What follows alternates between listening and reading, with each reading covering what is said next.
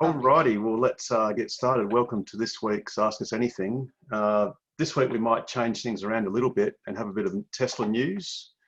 So apart from some news that's going to come up very soon, like in about 7 sleeps, there's a couple of little interesting bits. I don't know if any of you guys heard about the free supercharging in Europe that happened last weekend for all non-Tesla EVs.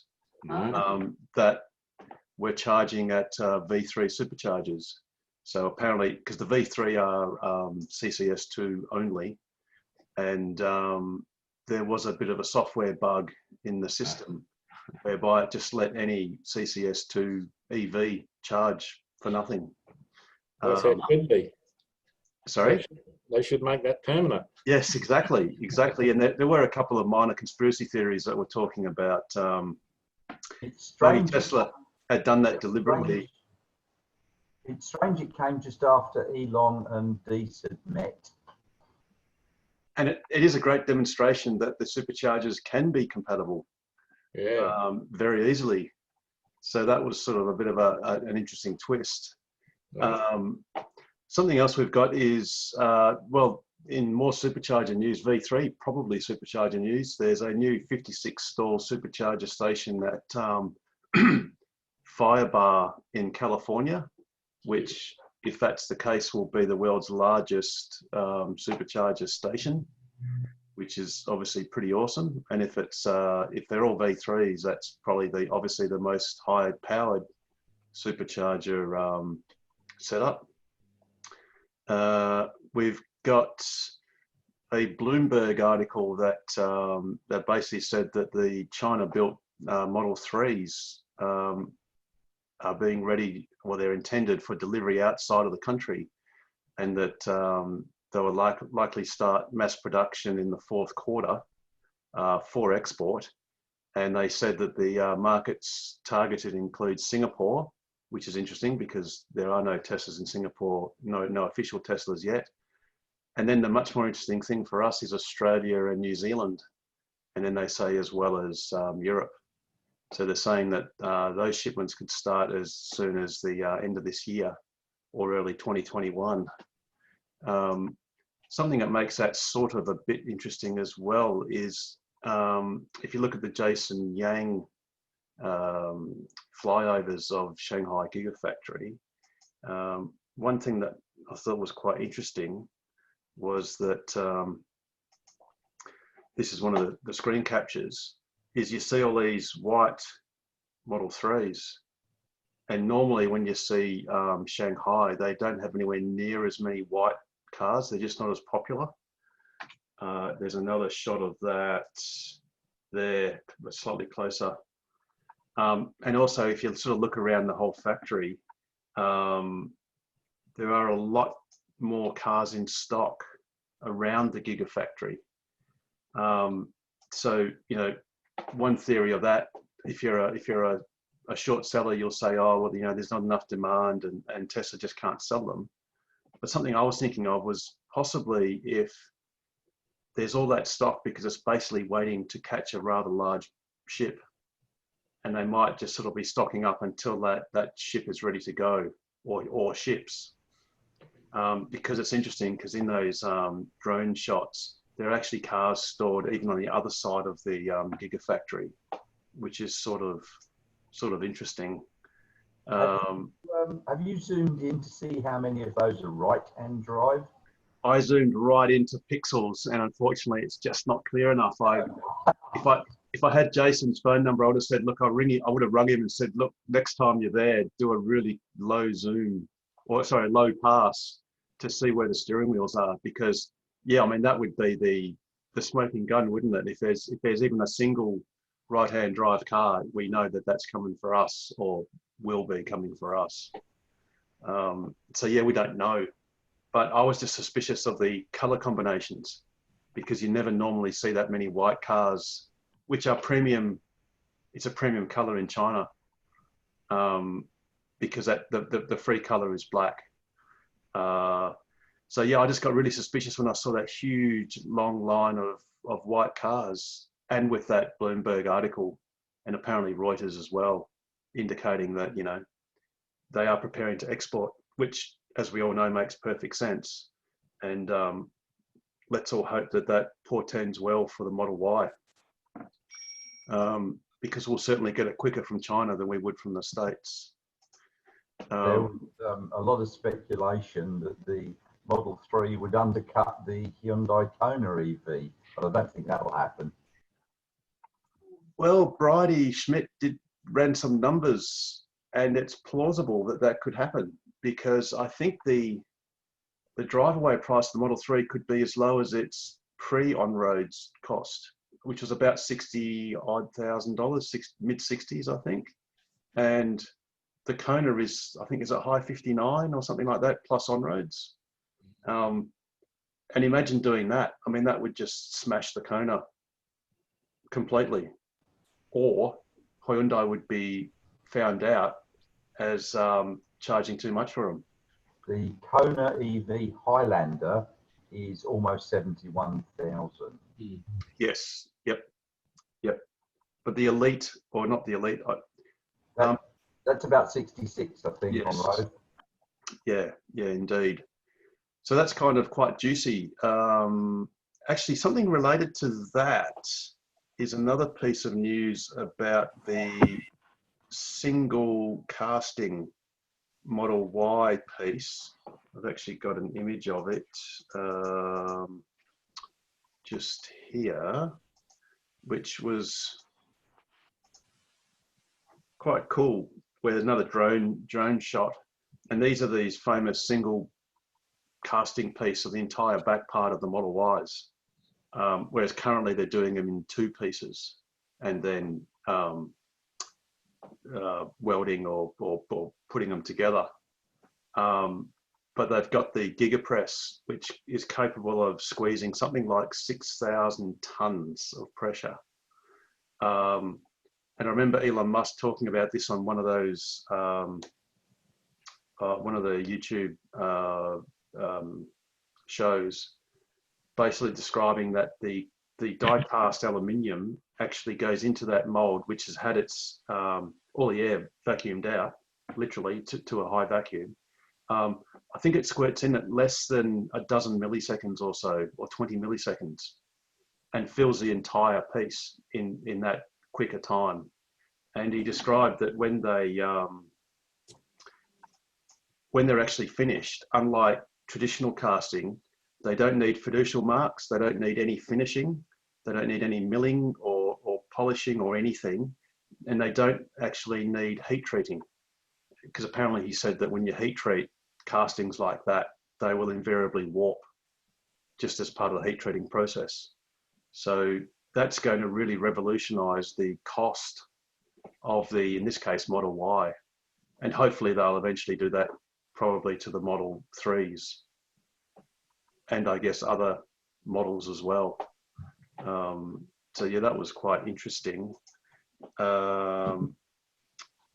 We then had news from South Australia, the Tesla's virtual power plant, which basically is going to eventually amount to 50,000 South Australian homes with being provided with a Powerwall.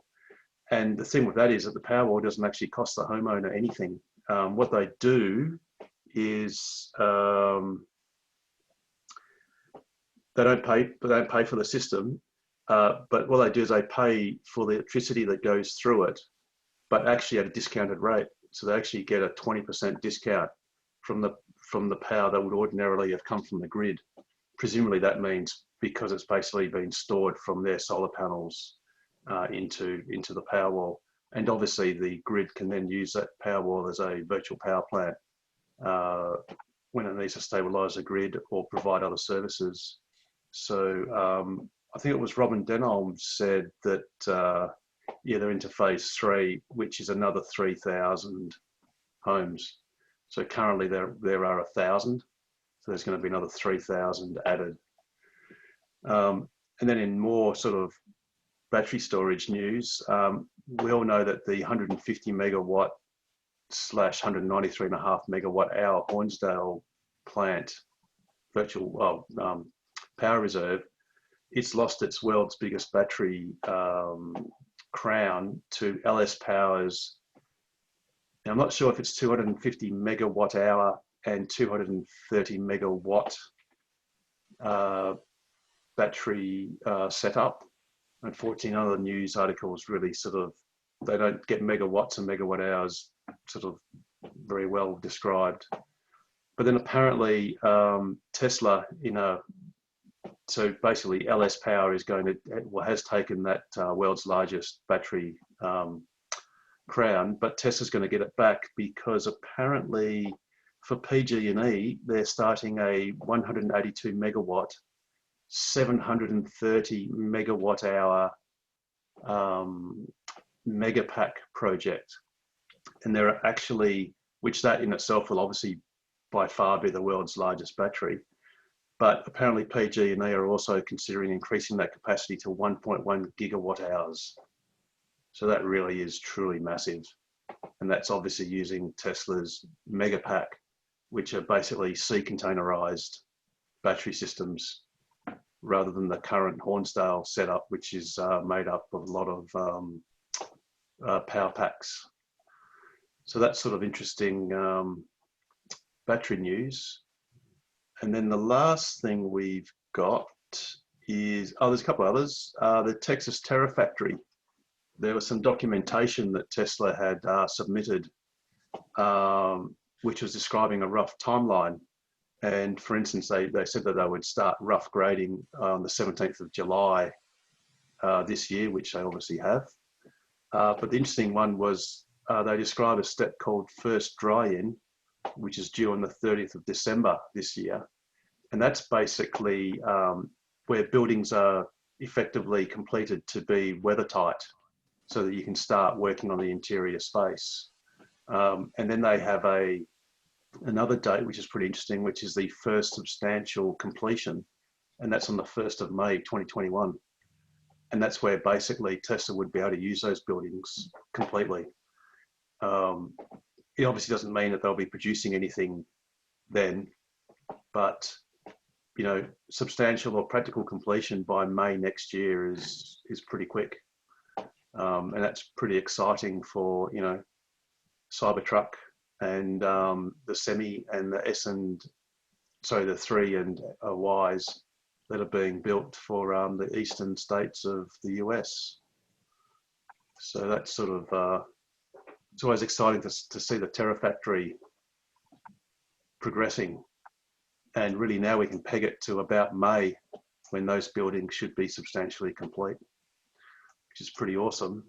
And getting to the last awesome thing, for which we only have 7 more sleeps, Elon Musk tweeted a little while ago that he said many exciting things will be unveiled on Battery Day. So who knows what that is? Except I did take a stab and I got this image from a video, which is an 18650 cell, and then got the image of the shareholders meeting and Battery Day. And these things here are actually they're actually segmented end tabs off the new battery. It's part of their tabless electrodes. And I basically combined the two onto this other image and lined it up so that because it's a bit hard to see, but basically the curvature here is greater than over here. And when you line it sort of up, and I mirrored this image, it pegs the size of the new battery to be at least 27 millimeters. So I tweeted out that I was guessing it was at least a 30-70 format, or maybe 40-70. Unfortunately for me, Matt Cockage was straight on to me going, well, how did you line that up and how did you do that and whatever. And then he said that if I was right, he'd owe me a beer. So I already tweeted back saying that I'll just have a Corona with lime, thanks. But obviously we'll see in 7 sleeps. And Electrek actually had an article actually showing, no, it was a tweet, sorry. It was Fred Lambert tweeted out an image that someone had sent in, and he was sort of saying it may or may not have been from Tesla, where there was a battery in someone's hand. I'm not sure if I can grab that very quickly. And he basically was asking for anyone that's got any information to private message him. I think Electric actually retweeted it. Oh, there it is. We just share that. Oops. Which of those two images there, which sort of indicate that it might be a 40-70, so 40 millimeters across and 70 millimeters long. Although when I blew up the image and measured it, like presumed the height was 70 millimeters, the right-hand image, that diameter came out to roughly like 32 millimeters, whereas the left one sort of came out at 40. So it's a bit hard to sort of tell. And obviously it's taken with a wide angle lens on a phone, so, well, very close, and so you get a lot of distortions. But clearly the left-hand image is probably the interior, and the right is when it's actually packaged in the can. So that's sort of quite interesting. But obviously, we'll find out in 7 sleeps. So I don't know if anyone's got any ideas or other ideas on what might be coming out in Battery Day, especially since Muskie said that many exciting things will be unveiled. So I guess we could get a list of, Plaid Model S as the something else, and probably containing those batteries.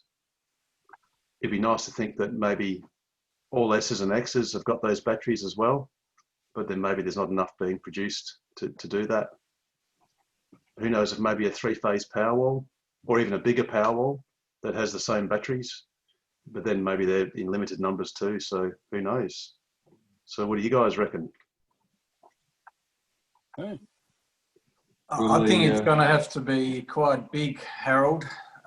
Just looking at it from a share price point of view, you'd hope that they've learned from Autonomy Day, where most of the information on that day went over people's heads. Yes. And, the amount of hype that, the 22nd of September has been given. So Elon's latest tweet, which you just referenced, and then it was the Q3 earnings call, I think, where Elon said that, it's going to blow your mind. It blows my mind, and I know what's involved. So statements like that and the fact that it's been delayed, there's just so much anticipation. So unless it's something, and it doesn't sound like it's going to be one big thing. It sounds like it's going to be a whole raft of announcements. But I think that some of it has to be quite compelling. Otherwise, the stock's going to take quite a beating. Yeah, well, it took a big beating last week. Went down $100. No, $150 off its highs. I mean, now it's recovered a bit. It's recovered. It's recovered the whole lot. Well, we're 440, 450, and they were 500. So yeah, it's sort of getting there. But they were around 450, I think, when the announcement came on. Yes. So they dropped 21%. I think that was the biggest one-day drop on Tesla stock ever. Yeah. They lost more in market cap than they were worth a year ago. That's incredible, isn't it? You got to love those numbers. It's interesting. He has. It's funny because you're saying that people didn't understand Autonomy Day. So if one of the things that Elon Musk says is, oh, by the way, we've now worked out how to make batteries for $80 a kilowatt hour. Yeah, that's right. That would be amazing. and extraordinary. Yeah. Although most people wouldn't understand what that actually meant, but it would actually mean that they were going to destroy everyone else and they were going to be world beaters. So who knows? So I guess for the nerds around, it'll be good to hear stuff like that. But then maybe other people just want to hear that your car's going to go 700 k's range or whatever, or cost less, or go further for the same money. But yeah, let's hope. And obviously, if they're going to release, like the Plaid Model S, or even just a refreshed Model S, forgetting the Plaid, because obviously you're going to have a different body, and possibly it'll be cheaper for the standard versions. That'd be great in itself. I think they might. So apparently someone tweeted at Elon about whether Plaid's going to be featuring at Battery Day, and he didn't respond, but apparently he did like that person's tweet. There was that image of the Plaid. Yeah, that's right. And if you click on his likes, he did like that image. But then maybe he just likes the image, eh? Who knows? Who knows? I mean, yes, it's 7 sleeps. I can't wait. Which means that next Ask Us Anything, it'll be post Battery Day, so we'll be able to do the autopsy of it and see how it all went. Although we'd all be bleary-eyed because I think it's 4:30 in the morning for us. Something like that, yeah. I think the shareholder meeting will be at 4:30, and then battery presentation will be probably an hour or so after that. So, yes, we might have to have little nano naps in the afternoon, perhaps.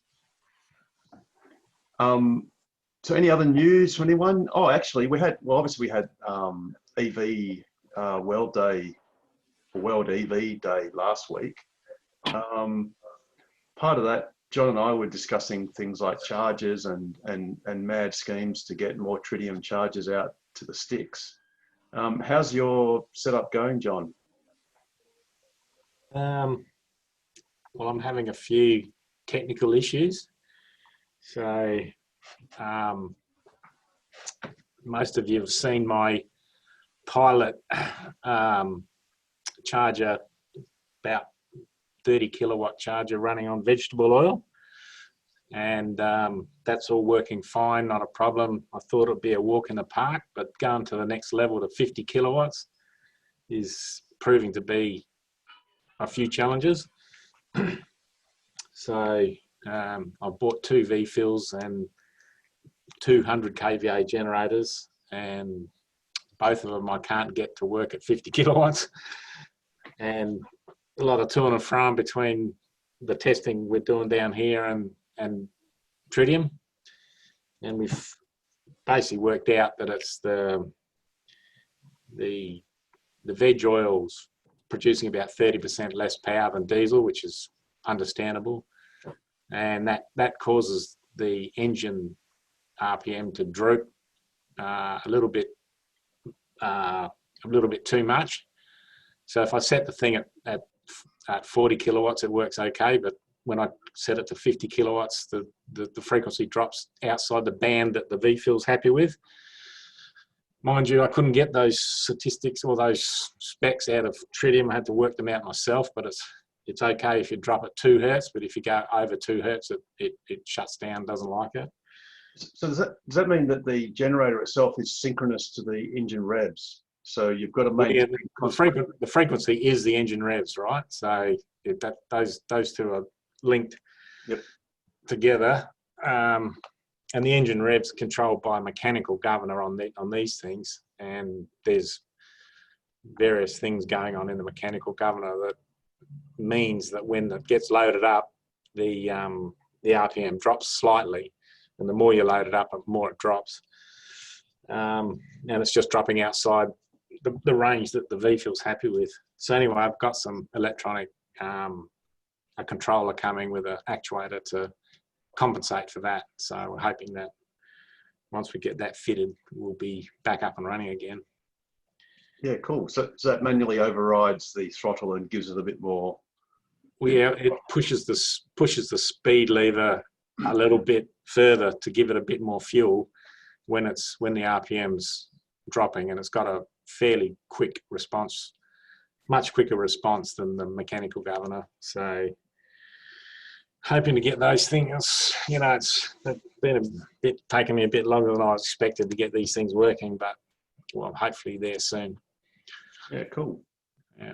Well, it'll be great to have those out there because we desperately need the charging infrastructure. Yeah. Because sadly, no one else is doing it. So, I guess another week goes by where we collectively bemoan the fact that the state government hasn't done a announcement yet, a long-awaited announcement. Yeah. I guess we always sit in hope that something will happen. Mm. But anyway, cool. So anyone else got any news or anything? Any trips booked? Any adventures coming up around the corner?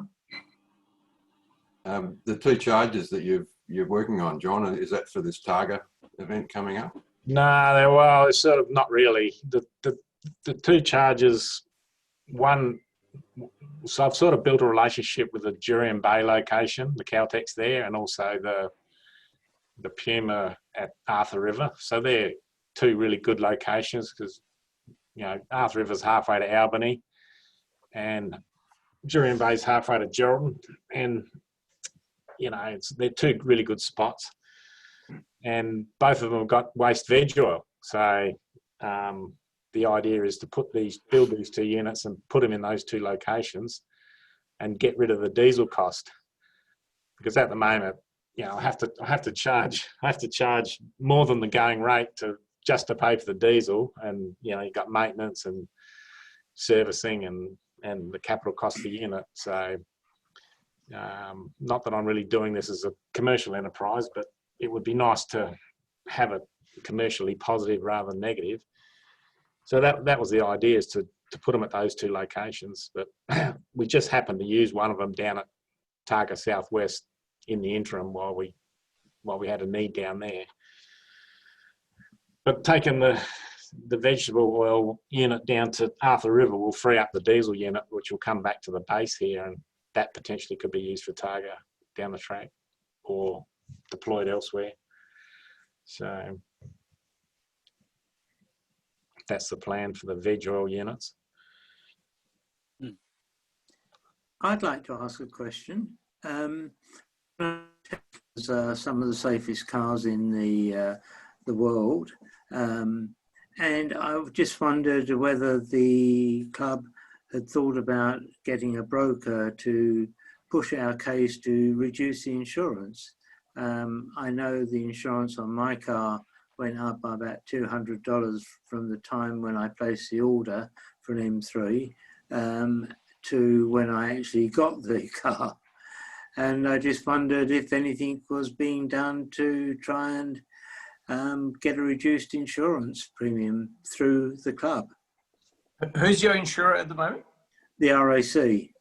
Oh, okay. Yeah.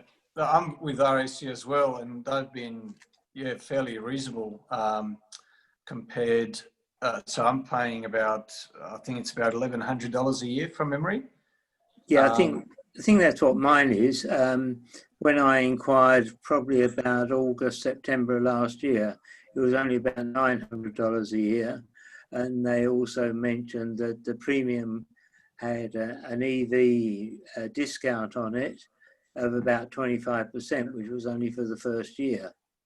So I don't know if it's an age thing. I did have a significant birthday during that period while I was waiting for the car.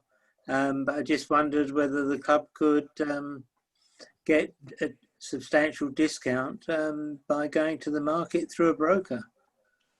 It's something we can certainly try to do.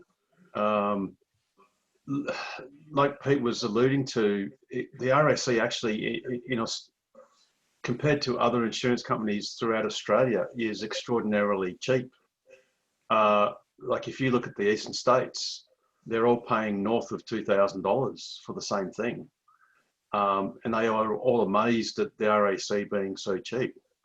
I mean, let's hope the RAC doesn't catch up with the eastern states, and more the eastern states sort of catches up with the RAC. But yeah, it's definitely something worth exploring. I mean, so I don't know how many members you've got at the moment, but I mean, say, I suspect you've got a couple of hundred or so, Yes. maybe more. Yeah. And that's a big blind block when you come to buying insurance. I think I also read somewhere that probably in the eastern states and probably in California, that Tesla was offering its own insurance. I don't know. I don't think that's likely to happen here in the near future because all the regulations around insurance and everything else in Australia. But it might be worth the club looking at. Club members get another 10% discount or something. Well, speaking of that, Tesla insurance, I actually did buy Tesla's original insurance offering, which was brokered through Marsh Advantage, and that was actually really expensive. That was well over $2,000, and I sort of got sucked into that Tesla ecosystem and went, oh yeah, well, it's, you know, Tesla's offering it, so everything that Tesla offers must be really good value. And I sort of blindly just went with it until renewal time, and then I thought, well, hang on a minute, the RAC is like half price. So I sort of let that lapse and went to the RAC. But you're right, in California, Tesla trialing, I think Elon Musk in the last quarterly earnings report described it as insurance version 0.9.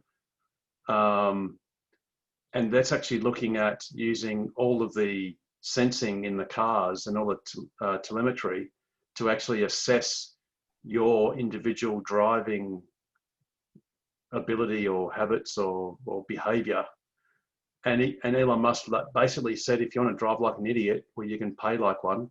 And if you want to drive, you know, really carefully, then you're going to get a huge discount. And you can sort of decide almost from period to period how you want to drive and how much you want to pay for that kind of driving. And he did say that it was being developed on now, and he was actually seeking expert actuaries to come and work for Tesla to sort the insurance out. And I guess obviously he will roll that out worldwide pending regulatory approvals and other things. And there are some theories where that insurance could be quite cheap. Having said that, insurance in America is actually quite shockingly expensive, and in Europe. So, you know, who knows, maybe the RAC's insurance might still be considered a screaming bargain in the States and in Europe. So maybe there's nothing that Tesla can do. You know, a little bit like solar. Solar in Australia is so vastly cheaper than the States. It's sort of like many times cheaper. And yet you sort of can't believe that a country that large with such a large market could have such a big price disparity. So, and like I said, I've had a couple of friends in Europe, you know, telling me that they're paying 2,000 euros a year for insurance, and that's kind of real money. But I guess they have more extreme weather and all that sort of stuff. So I've not had experience with insurance in America apart from when I hired a car and they wanted to charge me more if I went from Alberta to British Columbia or the other way around or something. But we know that the Tesla is probably much safer than most of the other cars on the road, except perhaps Mercedes. And I think it only came a couple of points, fractions of a point, less than Mercedes on a crash test or something. So we've got a big buying block. I don't know how many members you've got, as I said earlier, but it's a big buying block when you're buying insurance for a very, very safe car without going into the way that we all drive. yes. I don't think we drive much harder than anyone else with a Commodore or a Ford and the car is probably a lot safer than some of these four-wheel drives that are around that horrify me. Oh, I don't know. I've seen a couple of go Martin, go. Yeah, I'll be happy to follow that one through with the insurance industry. The people that I deal with did a fantastic job for us on the public liability cover, which only costs us $300 or $400 a year for our whole club. So I can't. I'm not confident that there'll be a result, because we've got to engage at least and get some response and see what the appetite is out there. But in terms of American insurance companies, you're quite right that they need to get accreditation to operate in Australia. You can't just start insuring things in Australia. It must be it's regulated. So, but I'm happy to follow through and give you some feedback. That'd be fantastic. I'm sure that you could find out how many members we've got, and even if only 50% of them take up an offer, it could be quite attractive to an insurance company.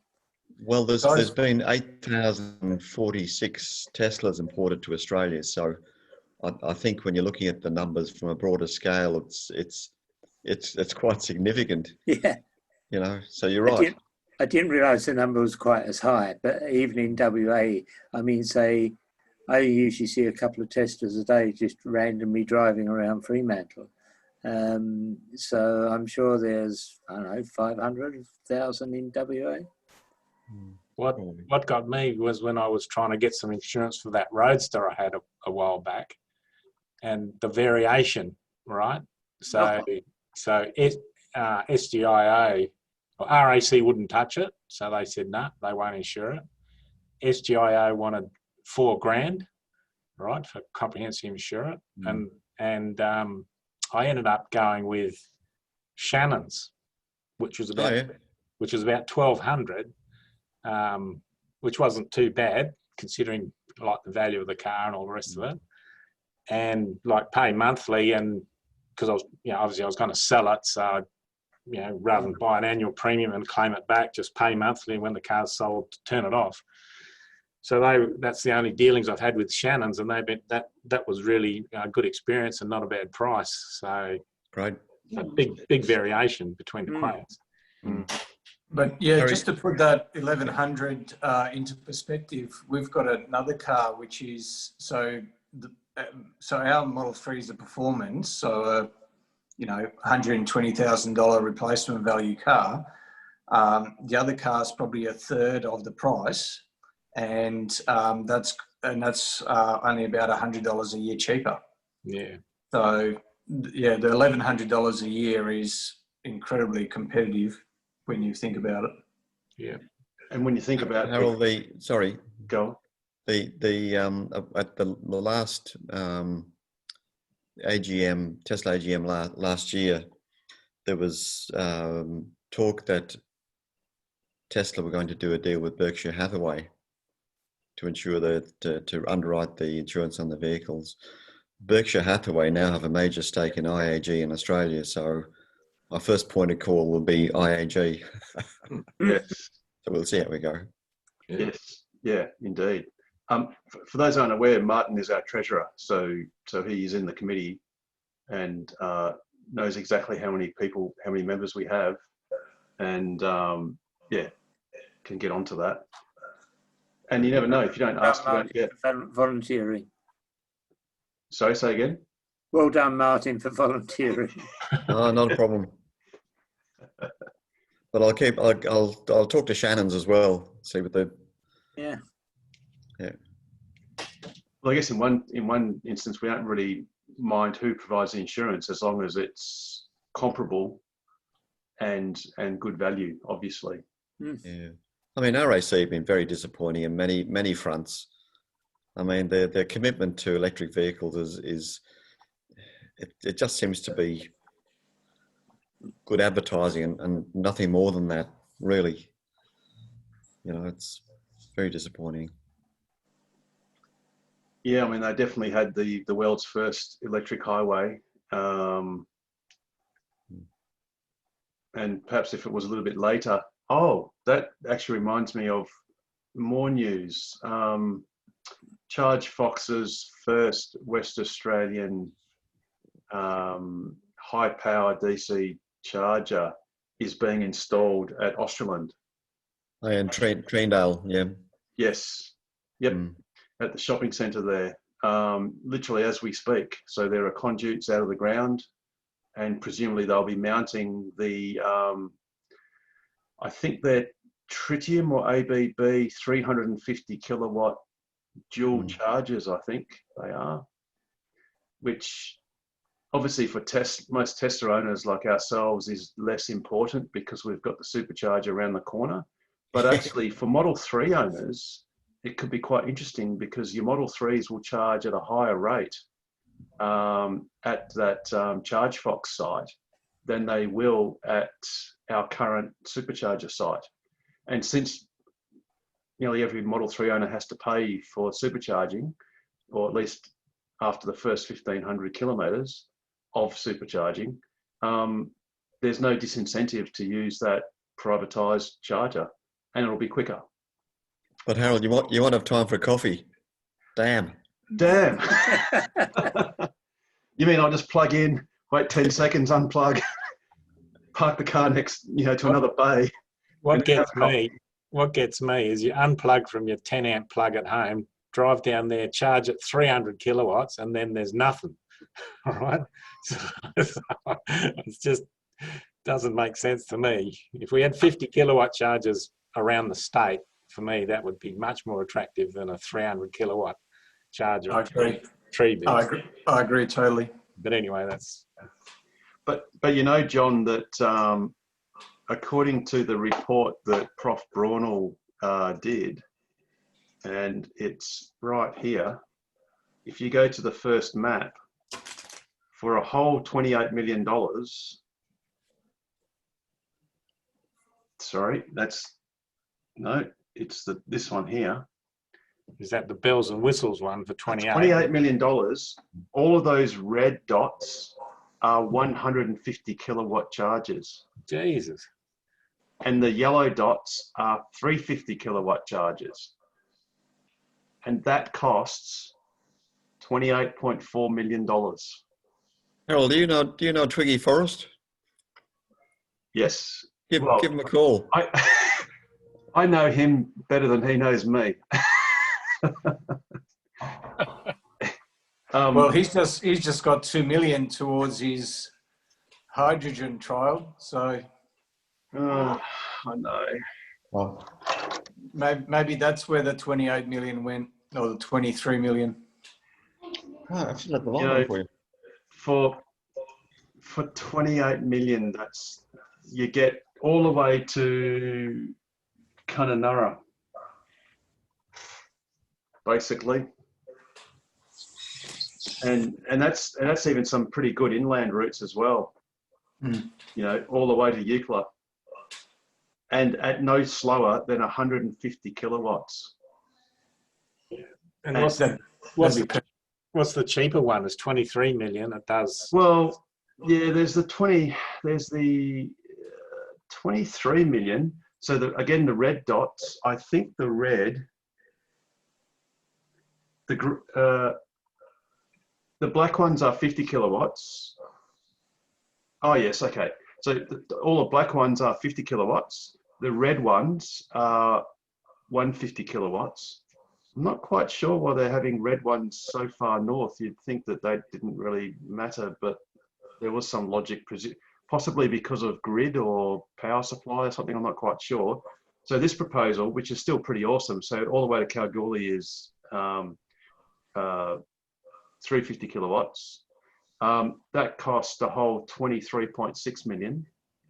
And then the bare bones cheapest at 18.9 is basically the black dots are 50 kilowatts, the reds are 150s, and there's only a couple of yellow ones around town at 350 kilowatts. But really, if you're talking between, let's call it 20 and 30 million, you'd be going the 150 kilowatt every day, because as much as we're used to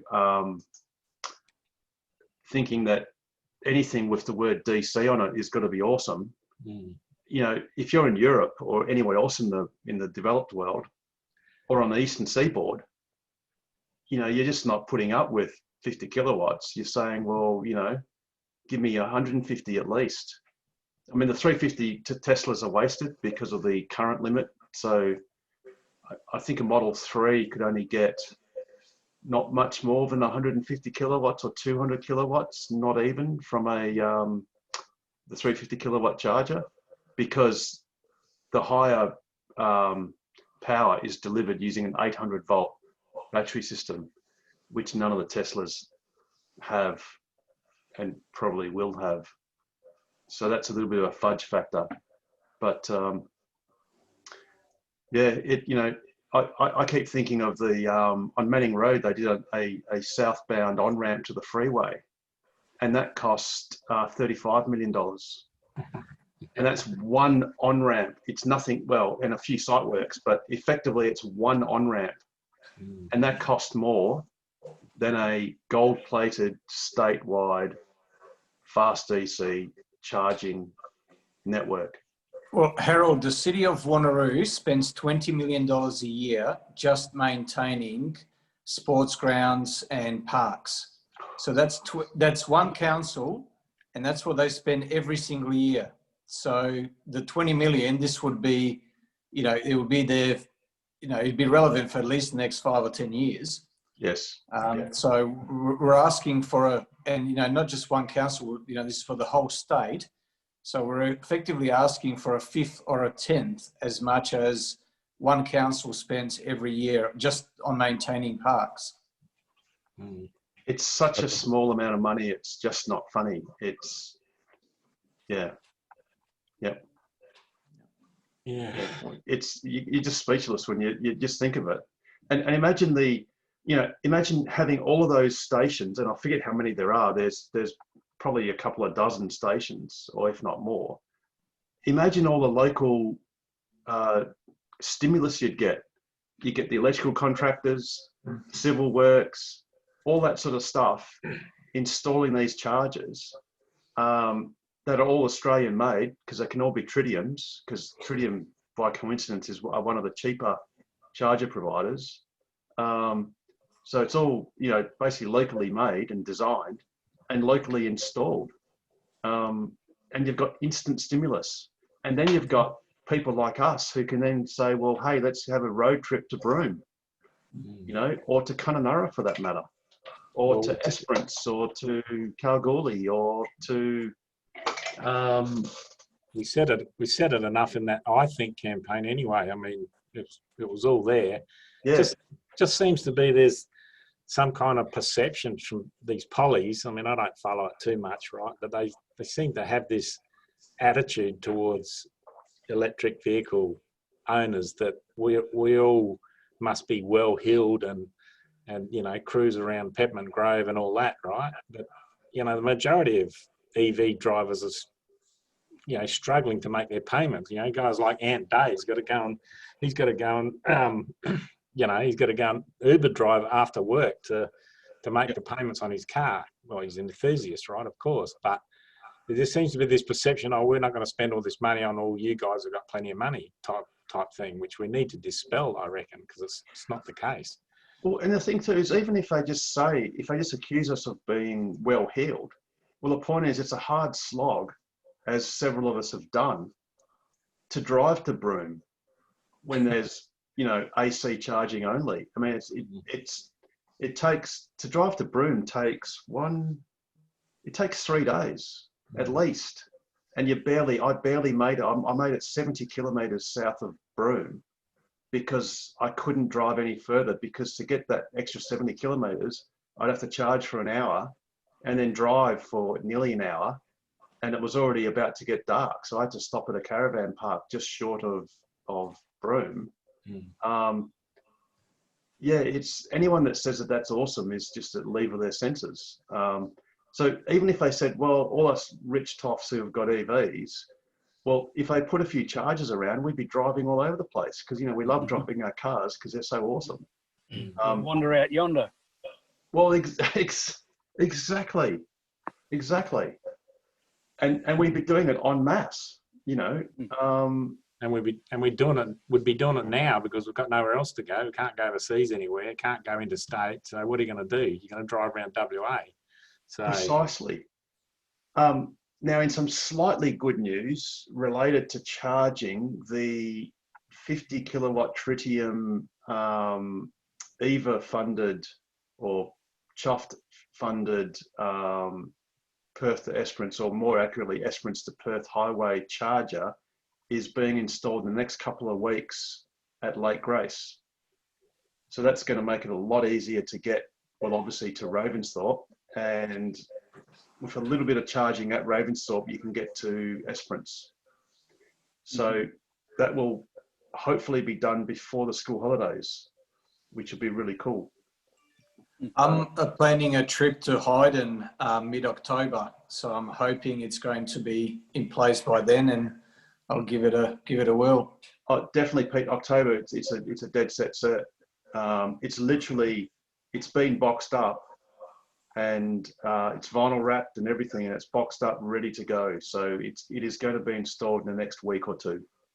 Excellent. So that's awesome. And there's a lot of progress being made at the Ravensthorpe site as well, because obviously this Chuff campaign has actually purchased 2 fast DC chargers, and the second one is slated for Ravensthorpe, and there's some great progress being made there. So hopefully in the next month or two, there'll be one installed at Ravensthorpe, which then solves the Perth to Esperance route.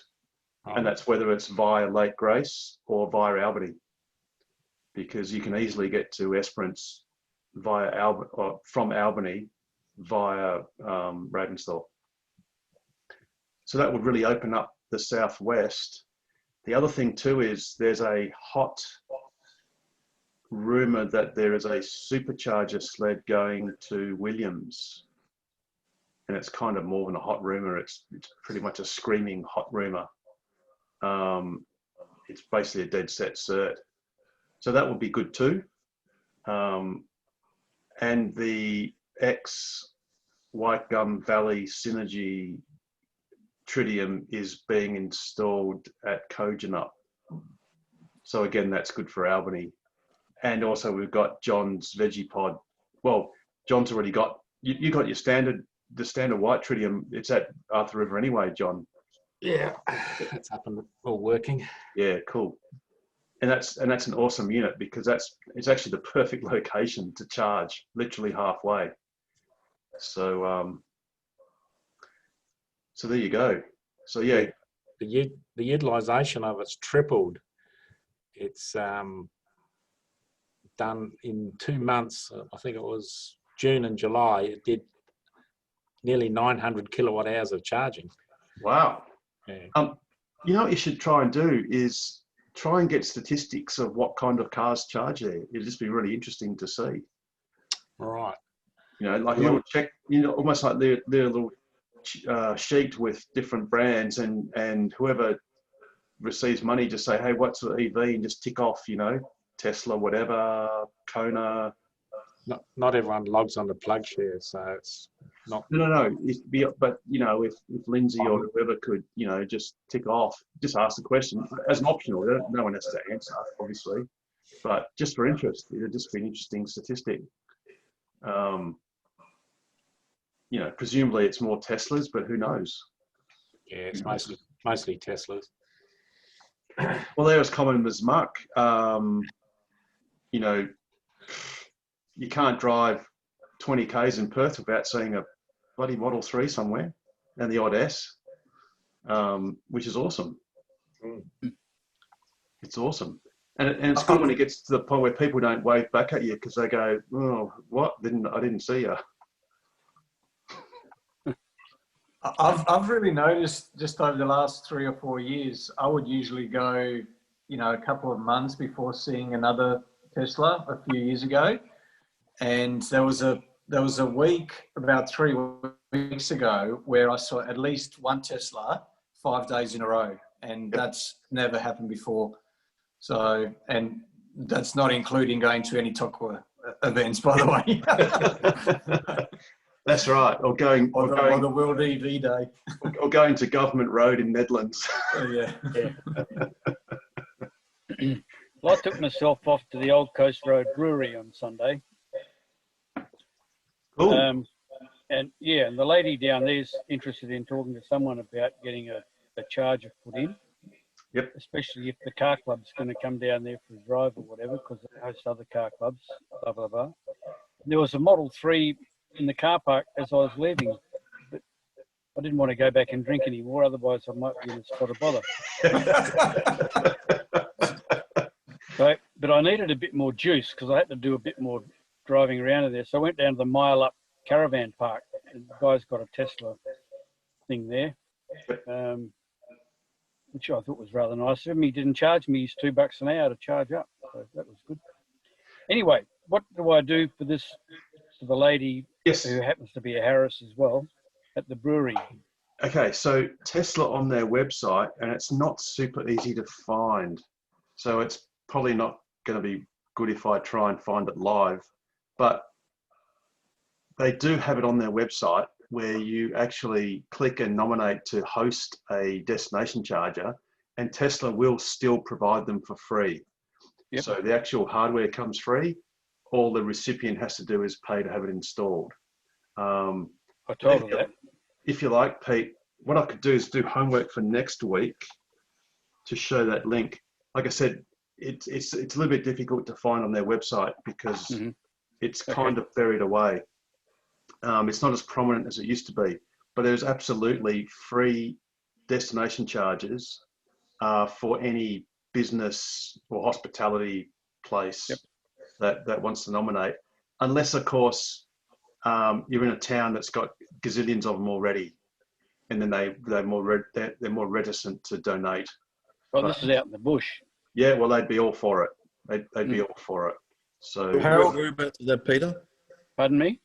Whereabouts is it located?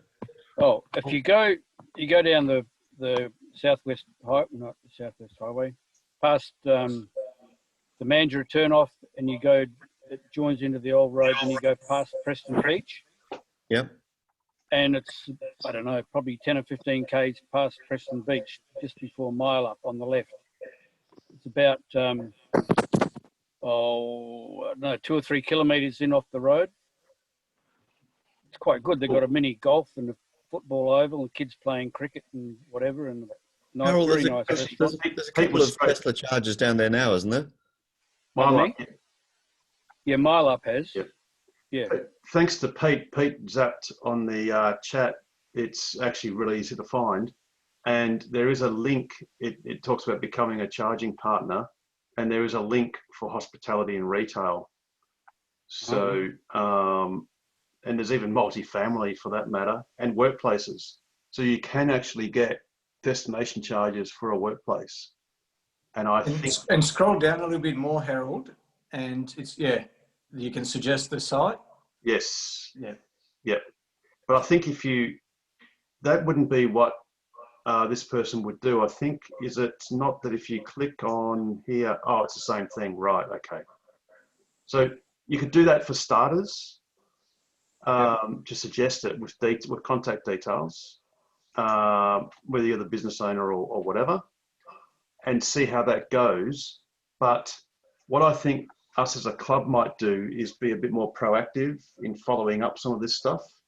So maybe give Tesla a week to sort of respond, and if not, then we can chase it up. Because obviously the more destination charges that are out there in the regions, the better. But what happens to people that don't have a Tesla? Does she need something else? Yeah, that becomes a bit complicated. And three-phase. Yeah. Look, it's a bit of a problem. In Europe, they do it differently. In Europe, they usually have 2 destination charges at any one site minimum, and they have 2 signs. One sign has a red background with white writing that says Tesla vehicle charging only. And the other sign is a white background with red writing that says EV charging. And one HPWC is set up for Teslas only, and the other one is set up for open EVSE or type 2 protocol. Right. So it's quite magnanimous.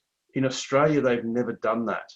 So all the signs you ever get, if you get a sign, is the red background that says Tesla vehicle charging only. And according to Joseph Law, all of the modern HPWCs he's been around to with various cars, they're all only compatible with Teslas. So unfortunately, there is that bit of a, you know, perhaps Tesla may change their mind, and these chargers can be reprogrammed.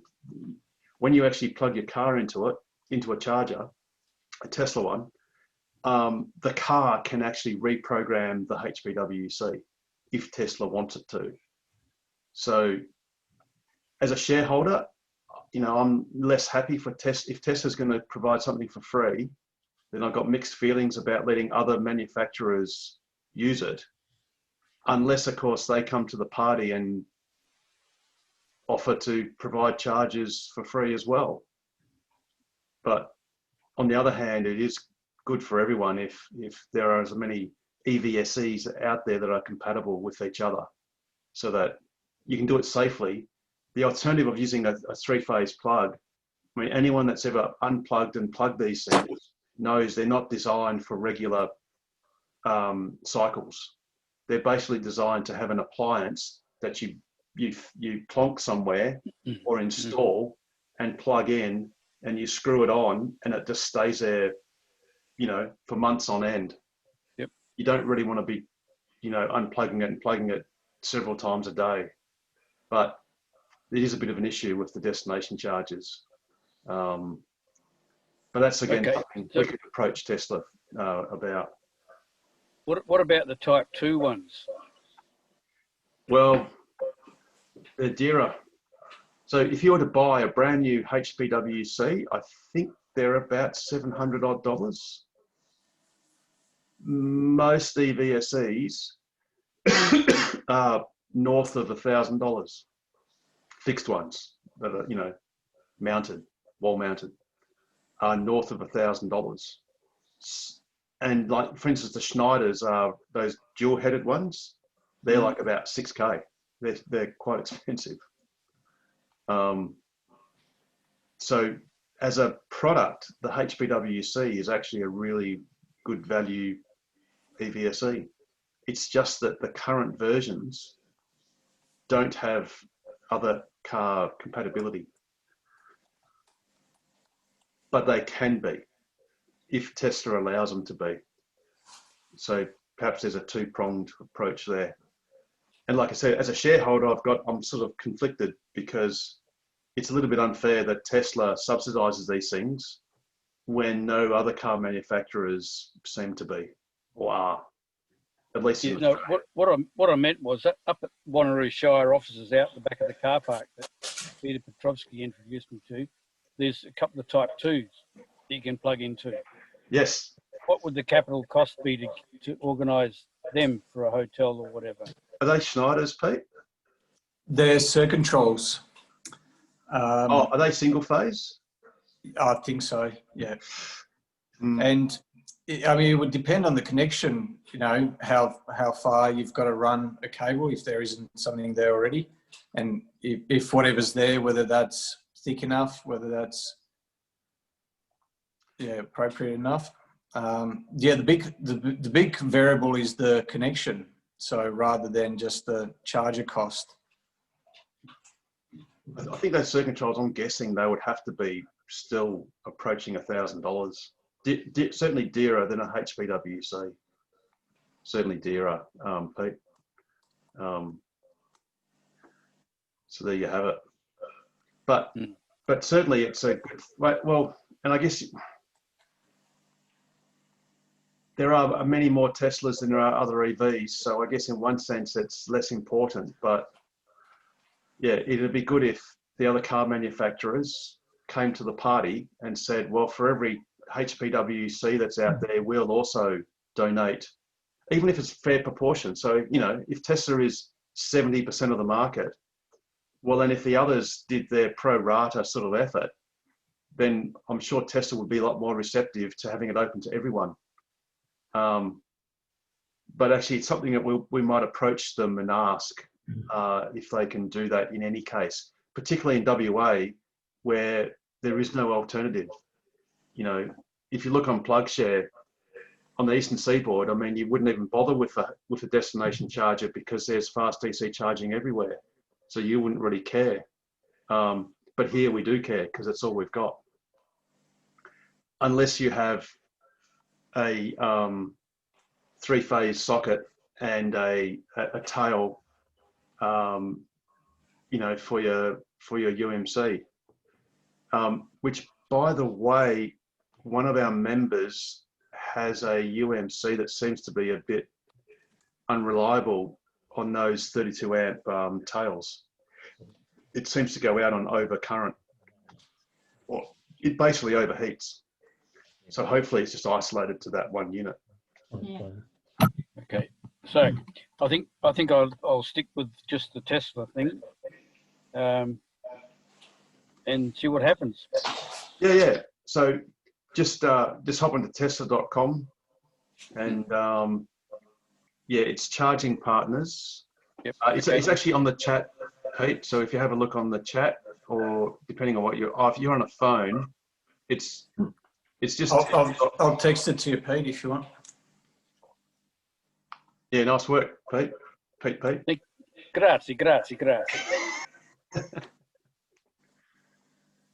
Cool. So anything else? Any other news? Go, Pete. Oh no, I was just going to say to Pete, if she wants something other than a Tesla, you can always say, well, if you're putting the connection there anyway, you can just put in a 10 amp or a 15 amp, you know, and that's still better than nothing. And if you make it available to the public, well, you know, and that's going to cost what, an extra, you know, $100, $200. Oh, you mean just a 15 amp GPO? Yeah, just a general power outlet. Yeah. Okay. 10 amp or 15 amp. Yeah. All right. Yeah, that's a good idea. She's presumably a motel or something, or accommodation. Pardon me? I presume this lady has got accommodation or something. No. It's a brewery. They brew their own beer. Cool. It's about 160 odd Ks, I think, roughly. It's probably a bit much for a day trip, unless you're fully charged before you go. Although not that much further down to Bunbury. Yeah, well, 160 Ks, if you're there for, say, a couple of hours, in a Model 3, you'll recover 140 Ks. Yeah, Old Coast Road Brewery. I'll just bring it up on the screen here. Okay, 160 kilometers. Yeah, cool. Yeah, so that it's perfect. You know, you get 70 Ks an hour while you're there in a Model 3 or an S or an X for that matter, because the S's and X's have a higher charging rate, but they're more power hungry. So yeah, if you're there for a couple of hours, which is about as long as you can be there for, otherwise you've got to stay overnight. Well, just down around the corner is a mile up caravan park. They got chalets and all that sort of stuff there. Perfect. Who's our president, incidentally? That's Mr. Rob Dean. He's not here tonight. No. He's taken the day off. Because the guy that runs the caravan park down there started building an electric vehicle in a van or something years and years ago. And his wife wrote it off. And then he got another van and his apprentice wrote it off. So he's still fiddling about trying to build his electric car. He's got all the bits, but he hasn't got around to it yet. Oh dear. You just need to buy a Tesla and get over it. Well, he said that he's trying to talk his wife into it. And I said, that's a very good idea. And if the apprentice writes that off, then I'll buy the battery pack. Yeah. There you go. Because we need some Australian Model 3s to be written off. Because we're all hungry for battery packs. No, we don't. If not, I'm sure John will find a use for it. Yeah. John will snaffle it up. Yeah. Very quickly. Just a quick one before we go. Richard, your solar system, you put the battery in and you've got a Solar Edge inverter. Is that the one with the built-in charger? It sure is. Solar Edge 5000 EH, I think is the model number. Yeah. What do you need to know? Are you sticking with that? You were talking maybe about going with a Zappi? Yeah, so a few developments have happened with that, actually. I've managed to find a guy who seems to be a bit of an oracle, to be honest, with solar installs. His name's Jason from Joondalup Electrical Services. Yeah, He's okay. become a bit of a thing on the scene recently. So he's kind of diagnosed that my install that was with Continuum Solar, who basically they just put it in and just walked away and had no help at all with why it wasn't using the solar excess to charge the car. So basically, there's a module that I need that goes on the switchboard, and then there's CT clamps that go on there, and I think they've realised that I need that so that I can use the solar excess charging. Anyway, so this other guy, him and his company, they're gonna sort that out and max out my inverter with because it can actually take up to 7.75 kilowatt panel. Anyway, so yeah, option one is to get the excess solar charging working through the Solar Edge EV charger inverter first, and then hopefully that works. That should do it. Yeah. No, but yeah, it was so it's basically the reason it's not working is because it wasn't installed right, and the company that installed it don't care. Okay. So. All right. Yeah, we had that option given to us, so we've been waiting on the battery and some more panels and a Zappi, and they dragged it on and on and on. It was because they couldn't source a Zappi. So then they offered us, the Solar Edge inverter that you've got. But okay. We decided we'll stick with the basic, and then we'll put a Zappi in later if we decide we want it.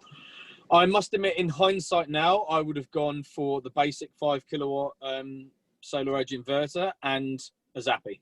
Okay. I wouldn't have, because I think it costs like an extra $1,500 to go with the EV charger version of the Solar Edge inverter, and and it's not that much more to install a Zappi. So I would have done that, and I think you can do it. It was Jason from Joondalup that I was referred to as well. So okay.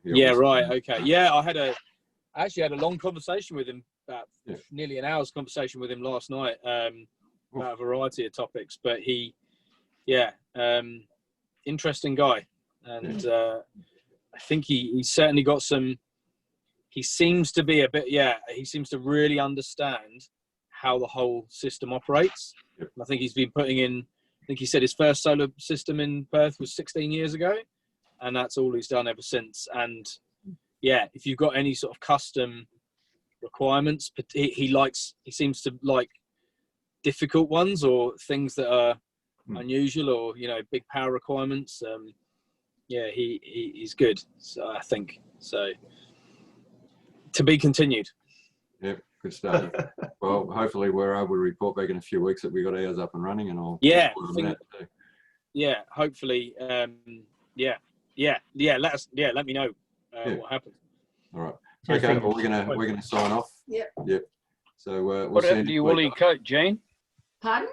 What happened to your woolly coat? Cat. Oh, he gets too heavy. I've got a sore shoulder. So mine's around somewhere. All right, we're going to sign off. So we'll see you guys next week, maybe. Okay. No worries, Brian, Jean. Take care. See you, Brian. Bye, Jean. Are you in your car, Richard? I sure am. So is Pia. And inside the garage, I can see the inside of your garage door through your rear window. Me. The thing is, though, it's because I can be here and I can be annoying and not bother Emma or James. Right. I've got a nice heated seat and the aircon's on 24 degrees. So it's okay to tell us you're in the doghouse, mate. It's all right. We understand. Oh, I'm in my happy place. Man cave. I'm in the car. I'm surrounded by, Powerwall on that side, my dive shop on the other side. I'm just, you know, I'm in paradise, really. And have you got a sunroof? I never noticed that on your car before. Jeez. Which means I can get the roof rails for a roof rack, and which is the next thing before we start doing a few family trips. Oh, that's awesome. So have you got romance mode on your car? They got little fire, log fire. Oh yeah, baby. How do you think James got it? Oh dear. Excellent. We just imagine how good it would be in a Cybertruck. You'd be more roomy and you'd be... I had measured and I could just fit it into this garage. I mean, like, and not much else, but we shall see. Well, you don't need anything else once you're in a Cybertruck. It doesn't matter, you know. Sure, I do need to move it in and out. I mean, there's no way I'm getting that and a Model S in here, like, not without both getting scraped on a regular basis. Well, something's got to give. We'll just leave the Cybertruck outside. Have you got a long driveway, long enough? Not in South Freo, baby. Oh, no. Oh, well, just buy the house next door and follow it over. You want to see the size of my mortgage? Well, not much flexibility there. Oh, dear. Well, anyway. Well, just get a Model Y instead. Get a Y to replace the S and a Cybertruck. That'll fit. Get rid of Tallulah. You must be mad. Well, what's the saying? You know, my best car is my next car.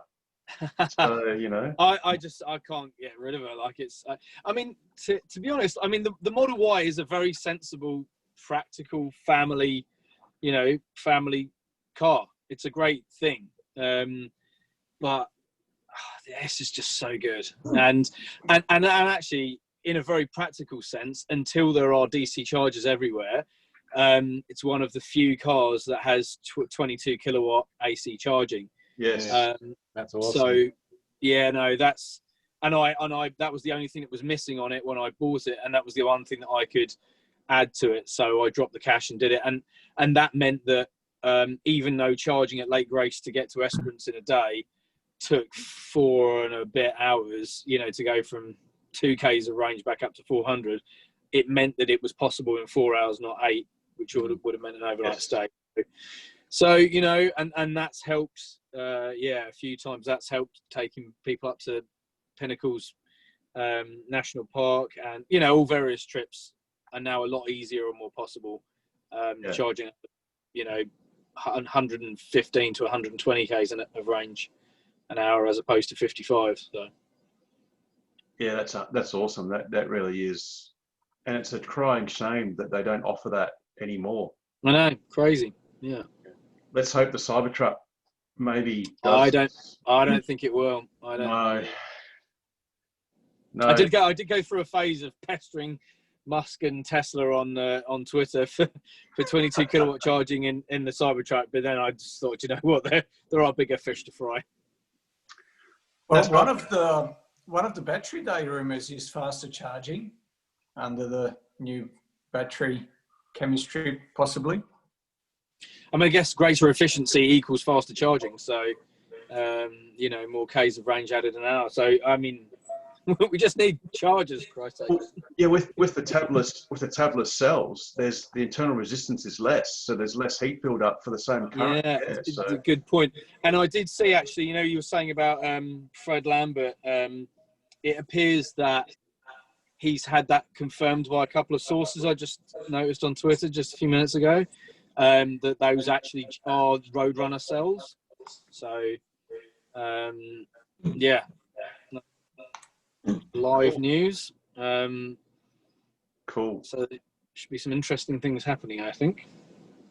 Well, it makes sense because it's on their front page for that shareholders meeting. I mean, that tabless design is super important, and it is a great innovation, and it will transform the way the battery packs are going to be made. And you know, I think Elon Musk has even said that, you know, in our S's and X's there are 10 or 11 modules. So they actually put 16, isn't it? Or 16, sorry? Yeah. Something like that. So they've actually got modules because they were concerned that if too many cells fail in one module, Yeah. just rip the lid off the pack, change a module, and then rebirth the pack. And the Model 3 has 4. Is it 3 or 4? 3 or 4. I think it's 4 because they're in 2 pairs of different amounts of cells in series or something. There's slightly different capacity. But again, that I think Elon Musk has since said, once Sandy Munro did his teardown of the Model 3, he sort of admitted that, well, you know, they were still kind of nervous about having the entire pack be kind of subject to failure.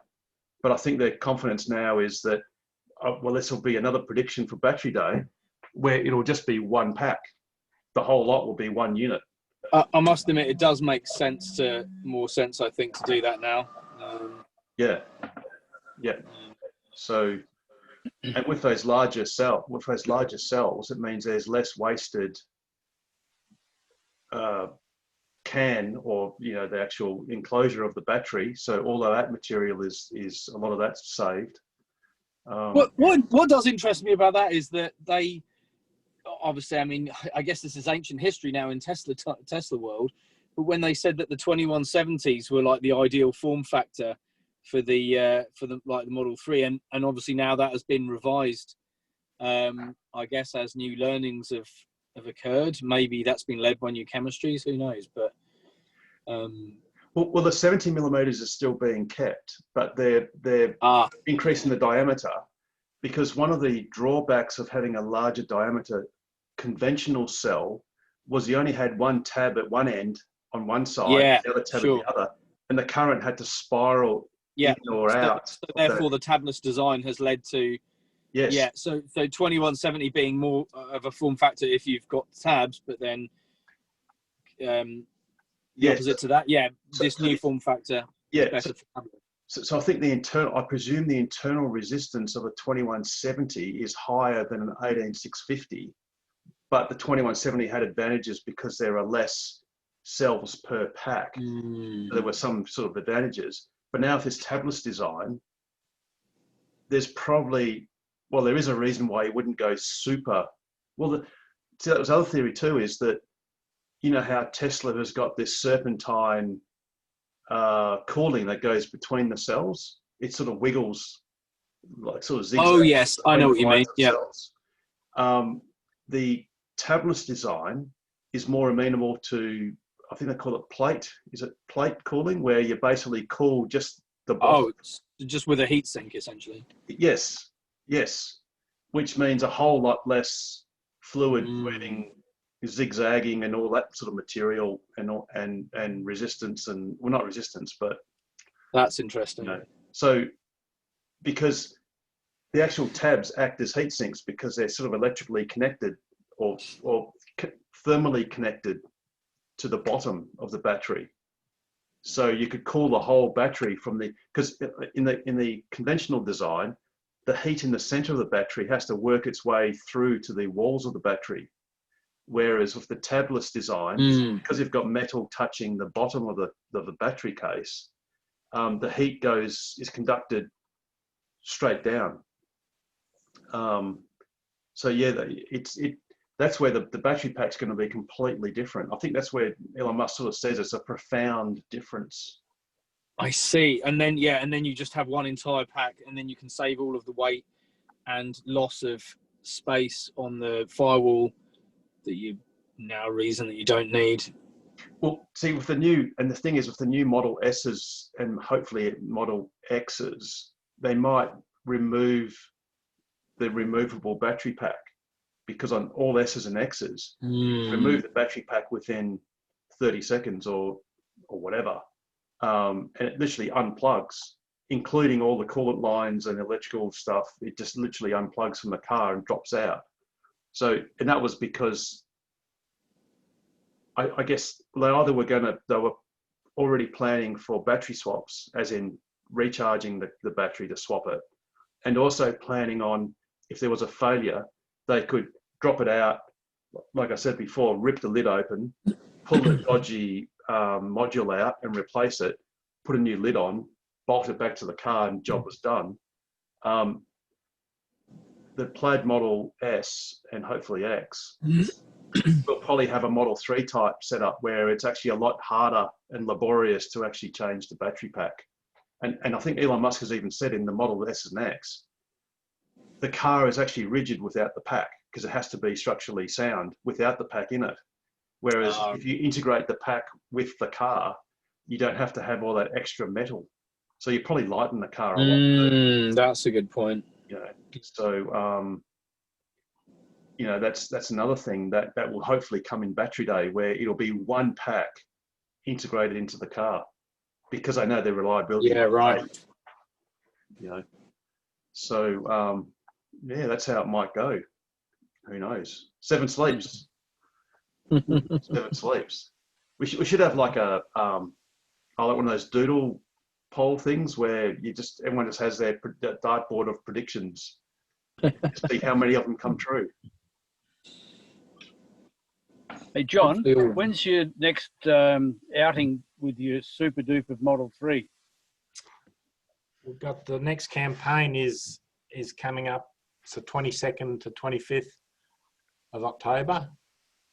So 22nd will be up at Whiteman Park and Wanneroo. And then the 23rd, we go out to Kalamunda and we race around the hills out there.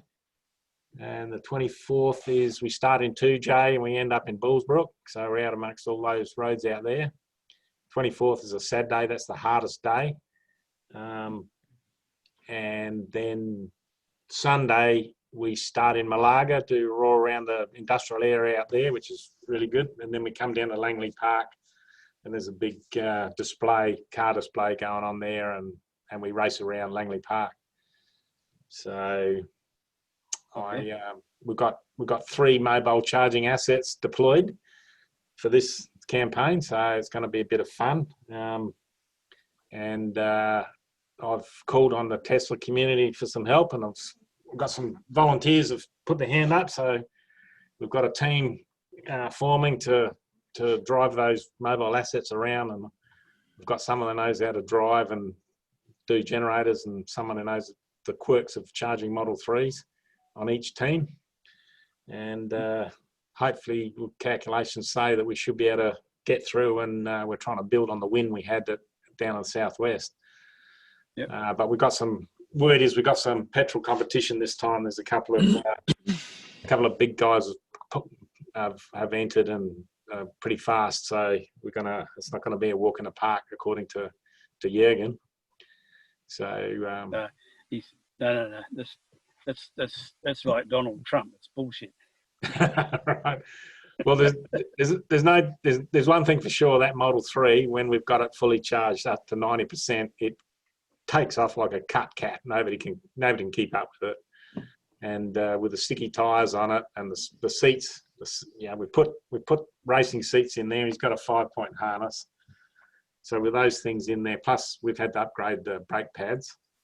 He's pretty fast. It's quite impressive to see that thing when it moves. Yeah, I'm looking forward to that. So end of October, 22, 23, was it? 22nd to the 25th. If you go on the Targa West 2020 website and then click through there, you can find all the maps and you find the itinerary and all that. You got any trouble, drop us an email or something.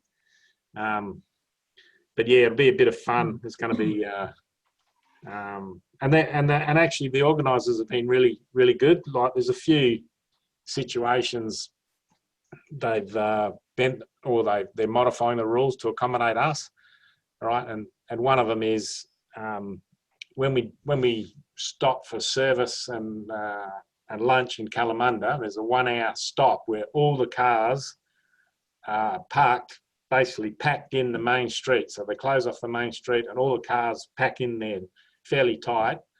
And it's a service, but it's only hand tool service, right? So the other petrol cars, their mechanics can come, but only with hand tools.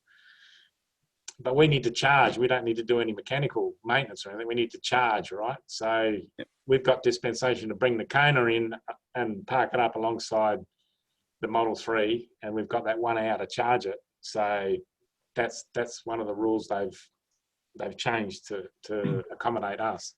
Mm-hmm. You know, a lot of guys are having a bit of a moan, but at the end of the day, if they want electric cars in the event, they have to make allowances so that we can complete the event, right? So it's, we've got more charging. We need more charging time than they need petrol filling time. So they're trying to accommodate us. So it's good. But yeah, all this that's all the maps. You scroll down there. So that's the Thursday. We go up to Whiteman Park to start with, then we go up to Wanneroo, do a couple of laps up there, and then we come back to Ellenbrook, and there's a bit of a show and shine thing in Ellenbrook. And then all the cars start and finish at the Hyatt, so that's where they start the day down there, and that's where they finish. Mm-hmm.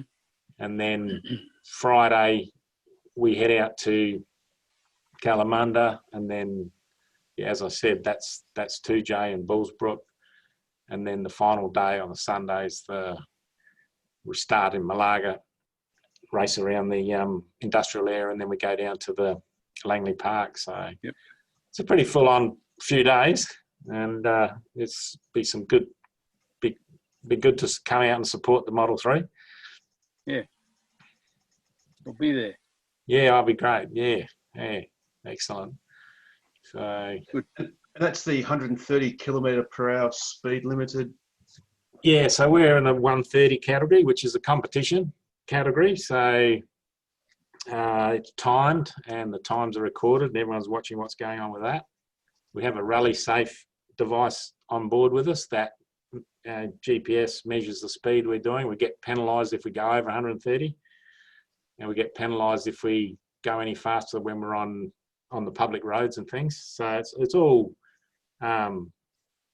CAMS controlled rallying type activity. So are you going to tweet to Elon Musk to ask him to have, under the track mode, to have a maximum speed limit? Because how great would that be? That would be awesome if we could get that right. At the moment, it's not available in track mode, but because actually one of Jürgen's, one of the things he spends all his time is managing the speed, because he can drive from, when we're down the southwest, he can do the Northcliffe stage the whole way at 130 if he concentrates on the steering, but he's continually trying to manage his speed. Just, if you're going any slower than 130, you're losing time. If you go any faster, you get pinged with points. So, yeah, it's such a trivial thing to do. Yeah. And imagine you just flat stick and it just goes as fast as it can to 130 and just sits there. Yeah, that'd be perfect. Yeah, that'd be ideal. But just listen to the bing, bing, bing, bing, bing. Yeah, well, you can put up with that. That's not a problem. Yeah.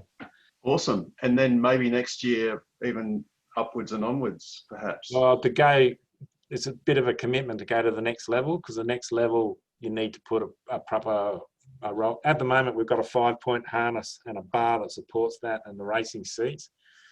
But to go to the next level, you've got to put the cage, certified cage, inside the car, and that means stripping out all the lining and doing a bit of welding here and there to make support brackets and that, which is all doable, and you can bring the car back to standard again afterwards. But it's going further down the spiraling down that.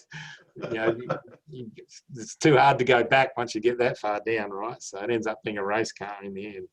And what's the prize money? I guess the prize money isn't the value of the car, so it's fucking no prize money. It's all the prize money. The prize money is $4,500 entry fee, right? No, it's. I guess the prize is getting EVs in front of a traditionally petrol event.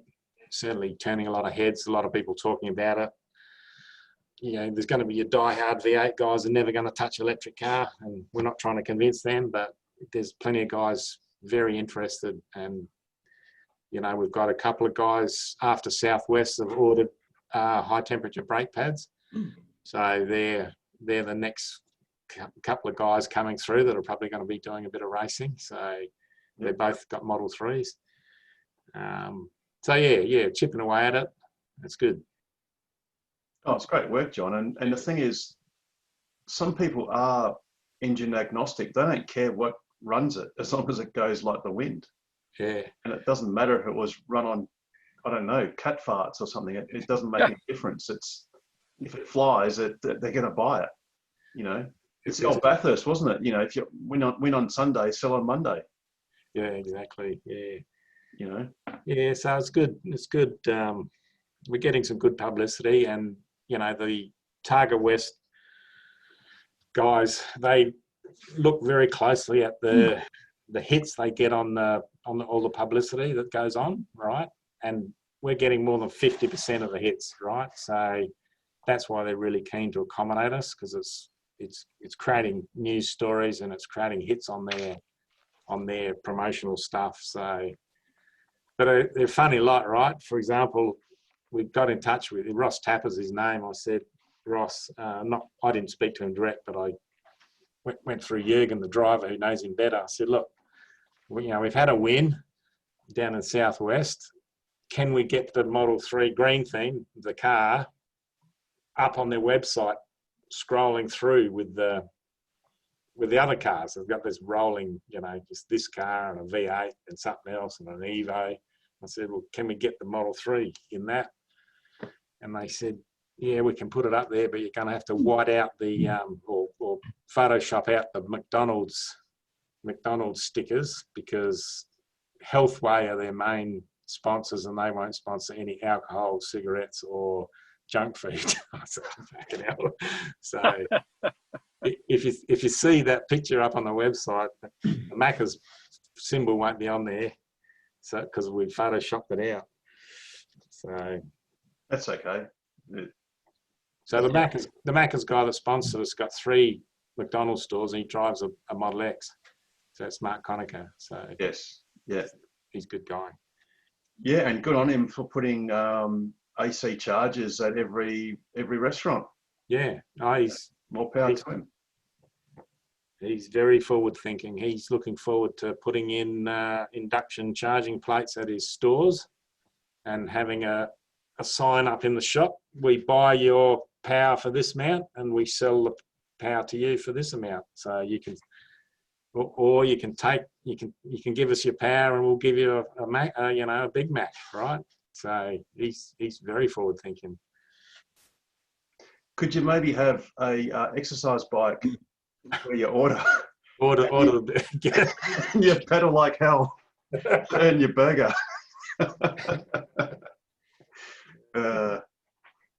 I somehow think that's not going to work, is it? Because you're probably going to have to pedal for about 5 hours to get the value back. But anyway, cool.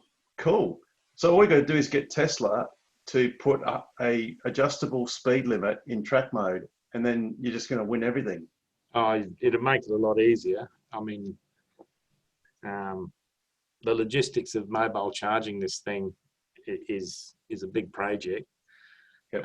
And that's part of the key to success, is keeping the charge up above 70% as much as we can. Yep.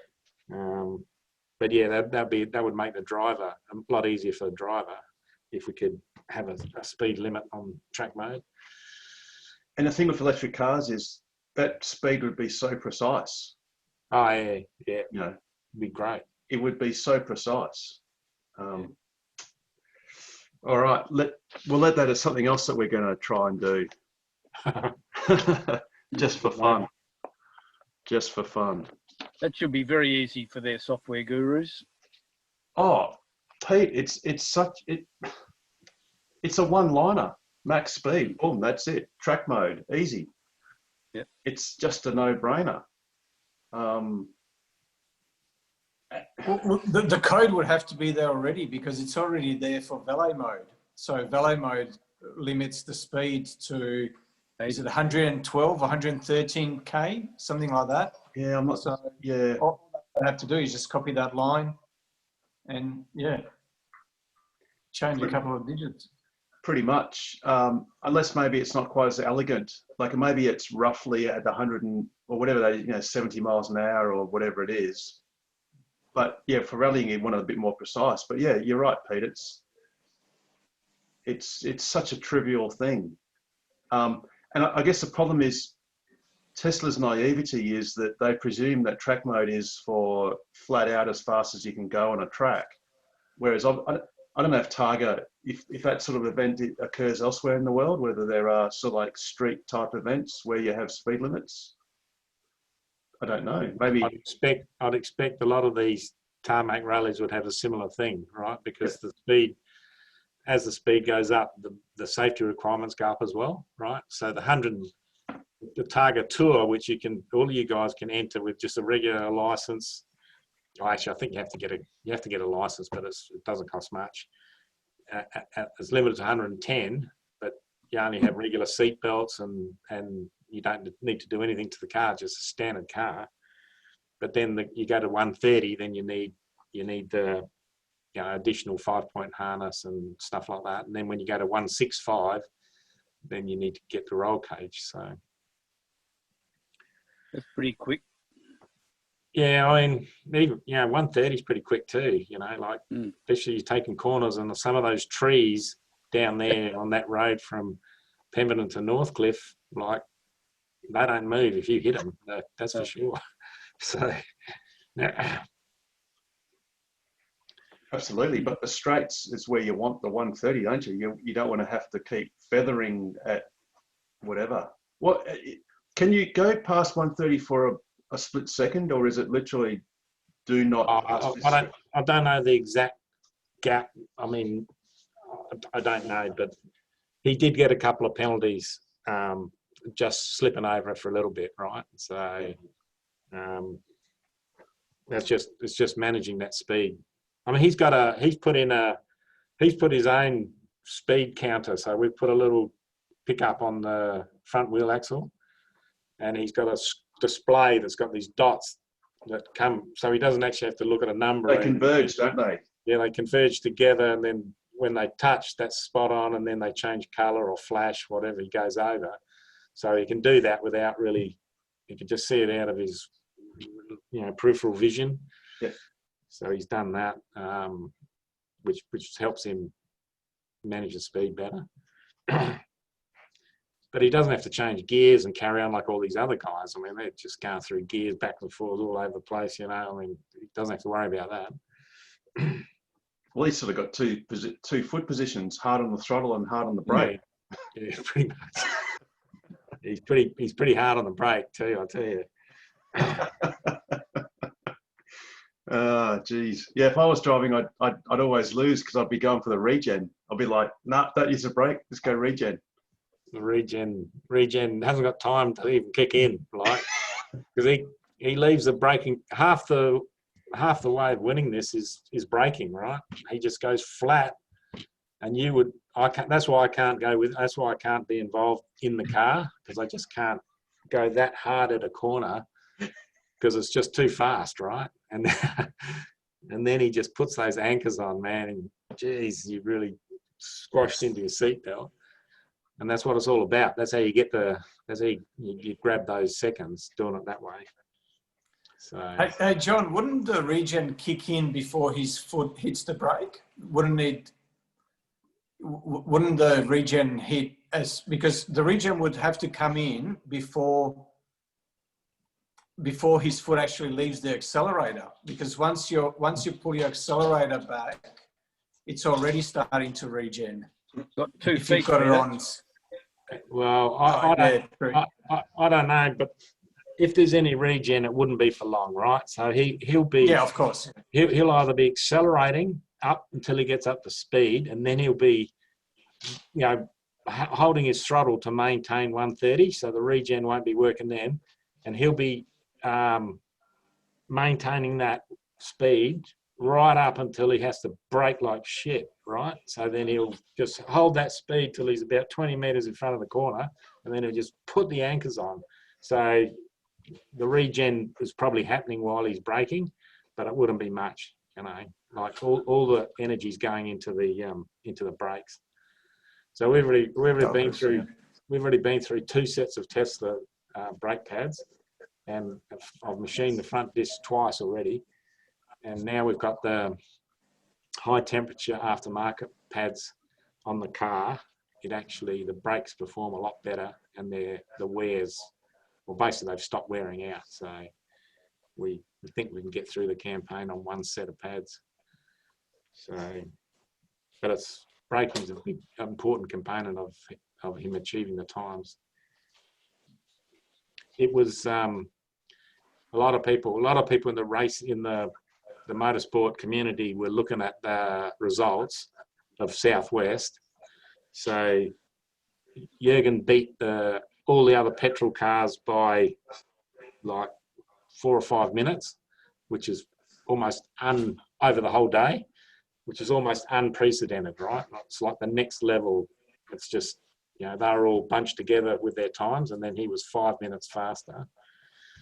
And then the 160 category, or 165 category, which is the next faster category, he was over the whole day was 3 seconds short of the winner of the 165, right? So if he while still limited to 130. Yeah, he was limited to 130, and the guys that could go to 165 over the whole day, he was 3 seconds short of that. So if he could have gone to 165, he would have cleaned them up as well. So we were all very happy, but there's a lot of petrol motorsport people paying a fair bit of attention to those numbers. So that's a good thing. I don't know, might be doing good for Tesla sales, I'm not sure. Yeah, I think it might. Yeah. And kind of battery backup vehicles too.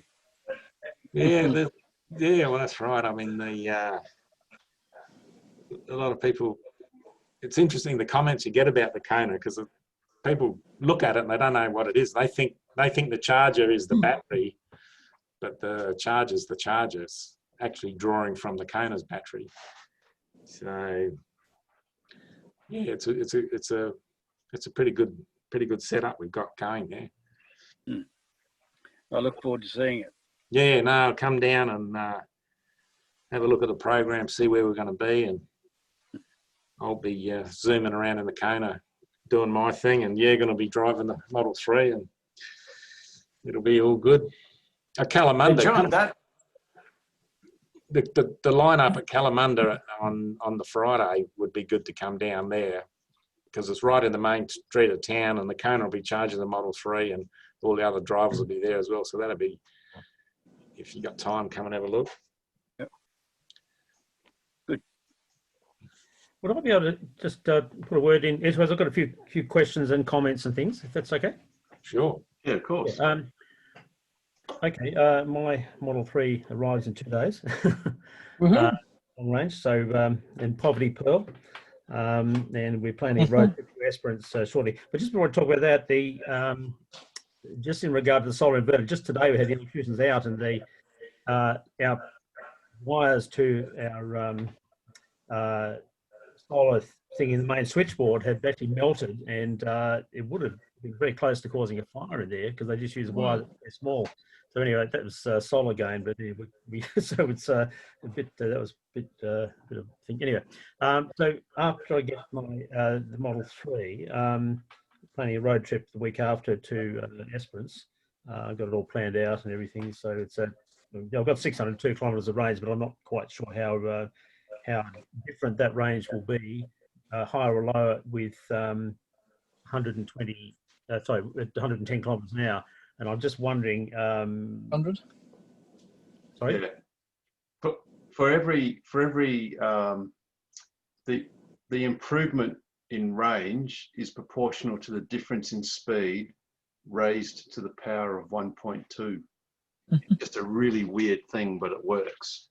So only 1.2, isn't it? Yeah. So say if you're doing, well, so what, Peter? What? It doesn't go up with the. No. Well, you see, wind resistance is the square or cube, and rolling resistance is a certain proportion, and but the way the cars work, it's scarily close to raising the speed difference to the power of 1.2. Yep. So Pete Harris What's your average watt hours? Or doing say 110, is it 180? Since you was 163. So if you're doing 110, is it like, or Nigel, is it like 180 watt hours? Oh, doing 110? Oh, I don't Yeah, know. it's about 175, 170. Okay, cool. So say if it's 175 at 110 k's an hour, if you then did 90 k's an hour instead, say, that's basically 110, 90 divide 1.2 y to the x, 1 on x, 175.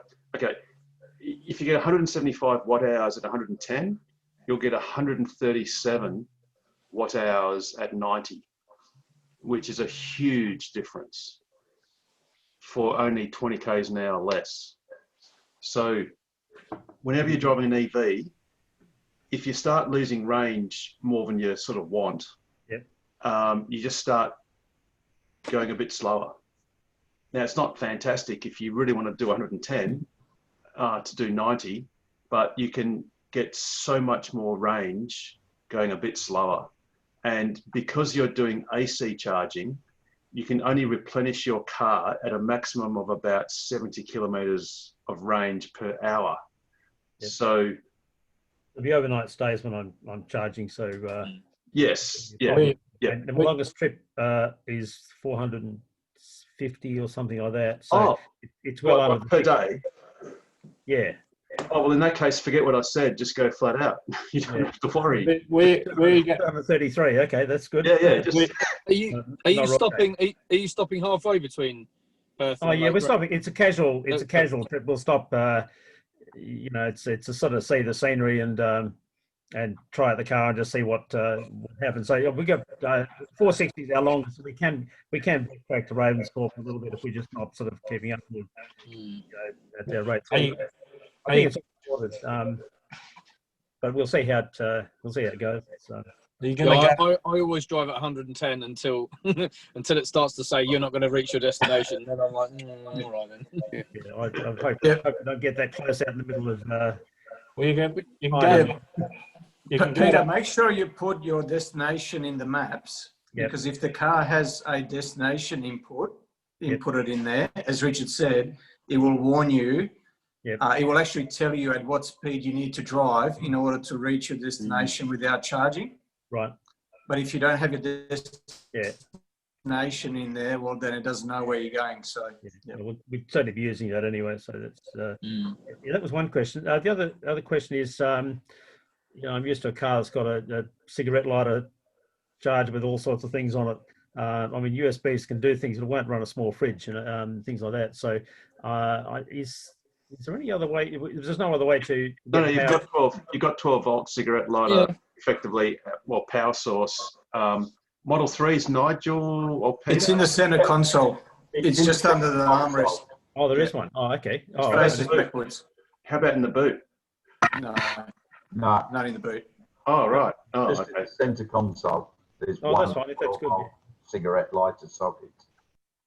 Oh, great. Yeah, because I was a bit concerned about that because it's we've got a bit of stuff that runs on 12 volts and you can't quite run everything on a USB. Sort of. That's good. I think those are the main things I wanted to. So Pete, have you got what sort of cables have you got? Have you bought anything yet? I haven't bought anything. It just comes with the standard 2 cables. The ordinary GPO 10 amp and the 15 amp and the other one. So you've obviously got PlugShare and you've planned the trip on PlugShare. I haven't done anything else. And that was the other. I guess that's the other question is. Look, I've just had communication from the people who set up the our connector. So I haven't, but I haven't gone into that yet, and that's the other thing I would want to sort of sort out. So the first thing you need to do is download PlugShare on your phone. Yep. So whether it's Android or Apple, you just get PlugShare. Yep. And then what you should do is at the moment, you should basically only click effectively supercharger CCS and Tesla. I mean, you can do caravan main socket, but that's if you're staying overnight on 15 amps. So you're near Bunbury, aren't you? Yeah. About 15 kilometres away from the only supercharger in WA. Not a lot of it is, right? And we won't pretend that we're envious of that at all. Well, you'll be. And I'd be asking you a question: why do you even install a HPWC at your house when you've got a huge nozzle just around the shops? Yeah, because I don't do very many kilometres. I'll probably just sit in the garage, just me looking at it in the chair, really. But, so which way are you going to Esperance? Sort of the south way to Esperance, then coming back through Hyden and something like that. Yeah. And when are you going? There and the highway back. Yep. And when are you leaving? We would have had the car a week by then. Okay. Oh, so like in a week or two's time, like not very long. Yeah. We get the car on it's a couple of days, and get used to using it, and just try to have different charges and so on. Yeah, but I'm not quite sure. So basically, with what you have in the car, you can obviously charge a supercharger. Yeah. You can charge at some CCS outlets. Yeah. And Arthur River. Arthur River, which is just here, and at Katanning. You cannot charge at Bridgetown, Nannup, or any of these other ones because they're not compatible yet with Model 3s or Teslas for that matter. Well, new Teslas. So where's your first overnight? Roughly. My wife's sort of doing the planning of that, and she's working out the numbers and everything. Oh gosh, what are we going through? Just trying to think where we're staying. Or are you going all the way to Albany? No, it's not that far. I think we might be staying at where's Katanning? Yeah, I just can't quite work it out from here. Oh, so if you're going Bunbury, are you going inland towards Arthur River on the Collie Road? Or? No, that's the upper. That's the upper way. Oh, gosh, I'm not sure. So you're going past Bridgetown, probably on Highway 1. We're not going down that low. I think. Yeah, that's cool. So what you need to do, I don't know. Yeah. So what you really need to do is, for instance, if you plug in at a 10 amp outlet, you actually only draw 8 amps. Yep. So you'll get about it takes 48 hours or something. So 10 or 12 k's an hour. Yeah. So on a juicy overnight, like so, let's call it 12 hours. Yeah. You'll get 100 and maybe 50 kilometers. I think we've taken all that into account. We won't be charging any 100 just straight GPO outlets. It'll all be through places. Charges. Yeah, right. It's destination charges, and I think there's a couple of public ones along the way. I can't remember exactly where they are. Cool. So what you'll need to do then is you need a Type 2 to Type 2 lead. But the good news is you can borrow it from the club. The interesting point is how do we get it down to you? But we'll work that out one way or another. I'm actually going down to pick up the car in a couple of days. So is that? Would that yes. Yeah. Well, actually, it's a week before though. It's a week after that I'll be using it, and then we'll be using it for a week. So it's probably the cost of those cables. Well, if you're a club member, they are $265. Yeah. But I wouldn't buy one unless you were going to use it fairly often. So if it's just sporadic, if you're going to use it sporadically, then you can just borrow it from the club. But club members can get them for $265. Otherwise, they're $300. They're basically 7.5 meters long. And what I'll do is I will. I mean, it will enable, if it enables convenience to allow us to do that thing, we tend to use it. Otherwise, otherwise we You Yeah, know, what I mean wouldn't is borrow like, much, if you yeah. don't use it very much, then it's just as convenient to borrow it from the club rather than spending the 265 if it becomes a white elephant. Look, I've had Tesla shares since they were 185, so you know the money no object, you know. Well, if that's the case, sorry, they were actually $465. I'll just what I'll do. Yeah, look, I'll probably. So, in terms of actually buying one, how would it? Just give me a call. Can you see my number on the chat? Yeah. Yeah. Just give me a call. So 04. I'm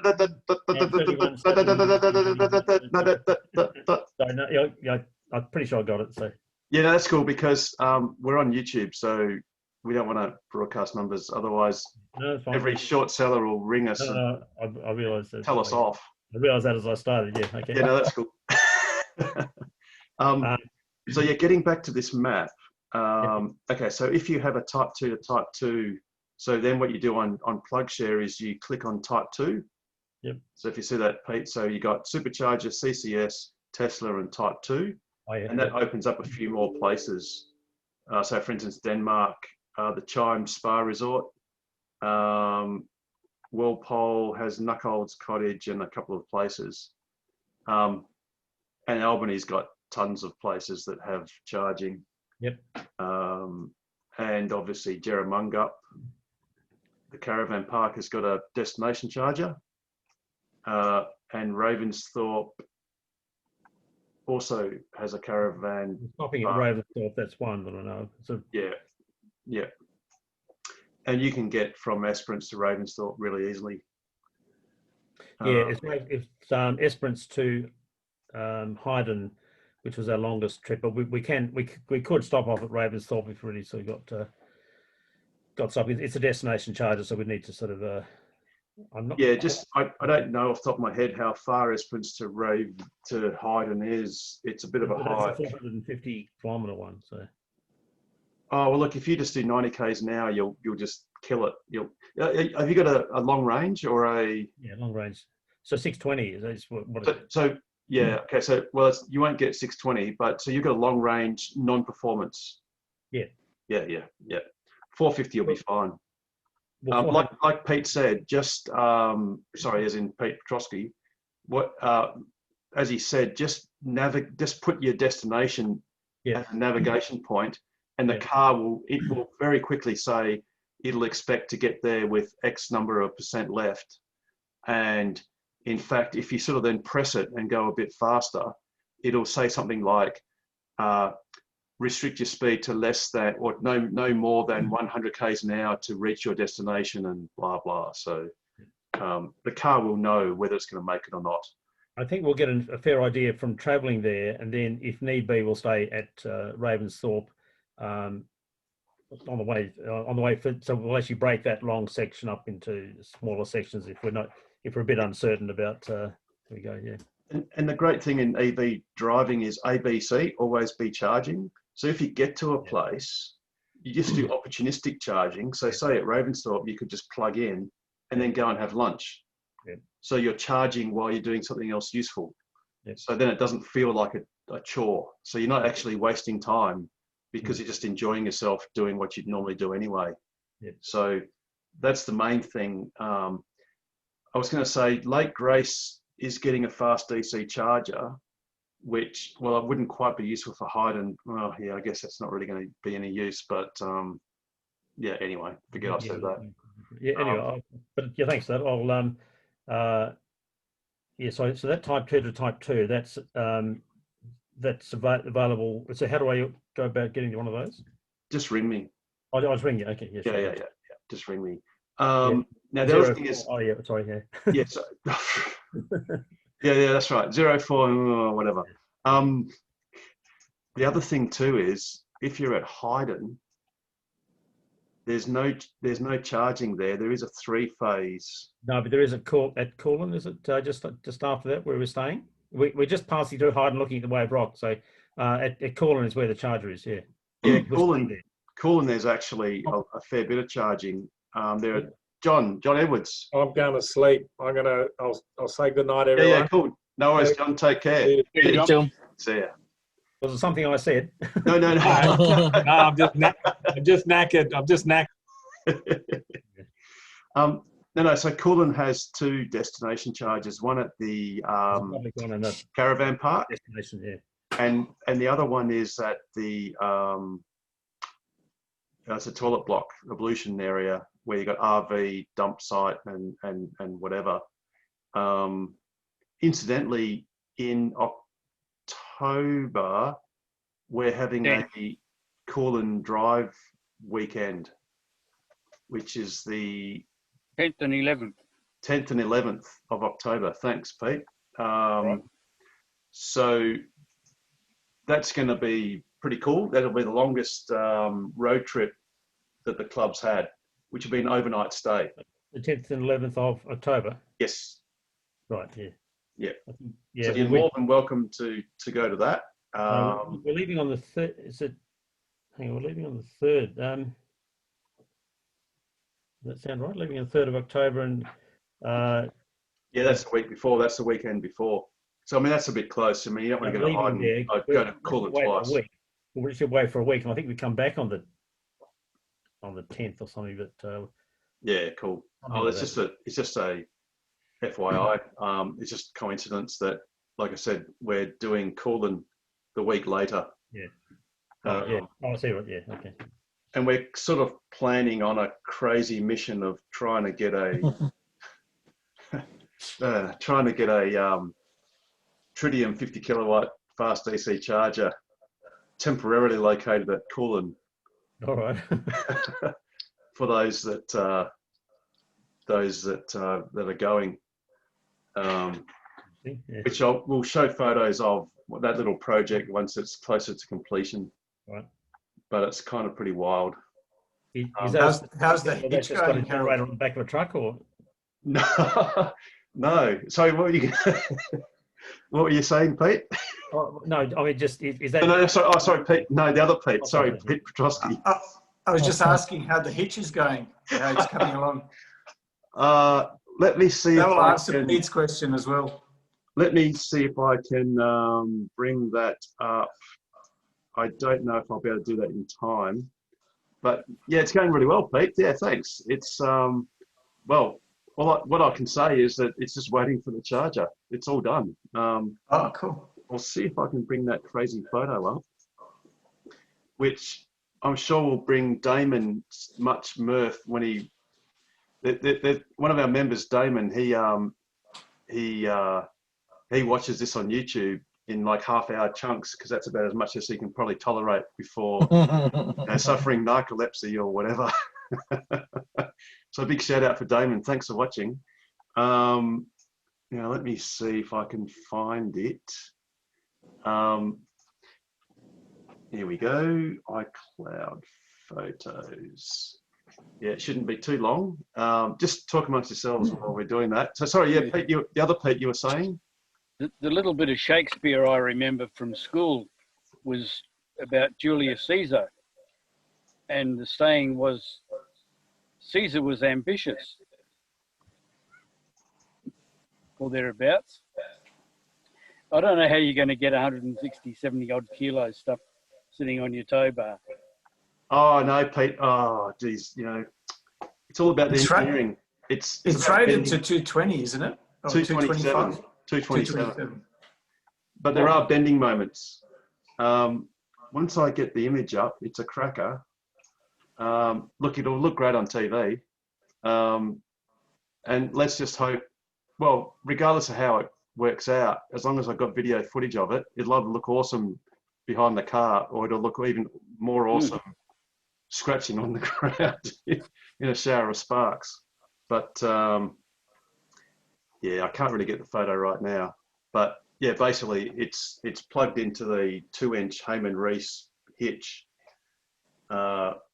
sitting shark fin style. So if the car is sort of here, the charger is sort of upright, cutting through the wind. And I really can't see anything that could possibly go wrong.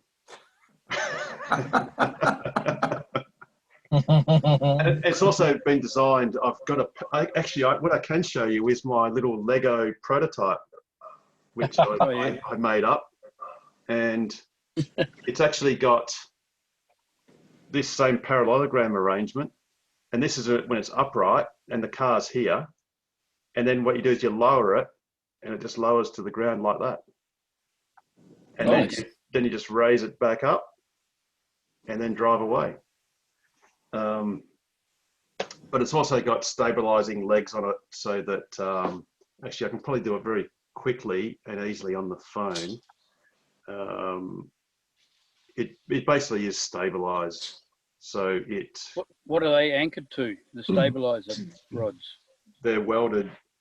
Let's see how successful that is. Yeah, that's not too bad. Oh yeah. So it's those galvanized tubes, the RHS. That's purely so you can't tip it over. So when you sit it on the ground, it won't tip over. And then,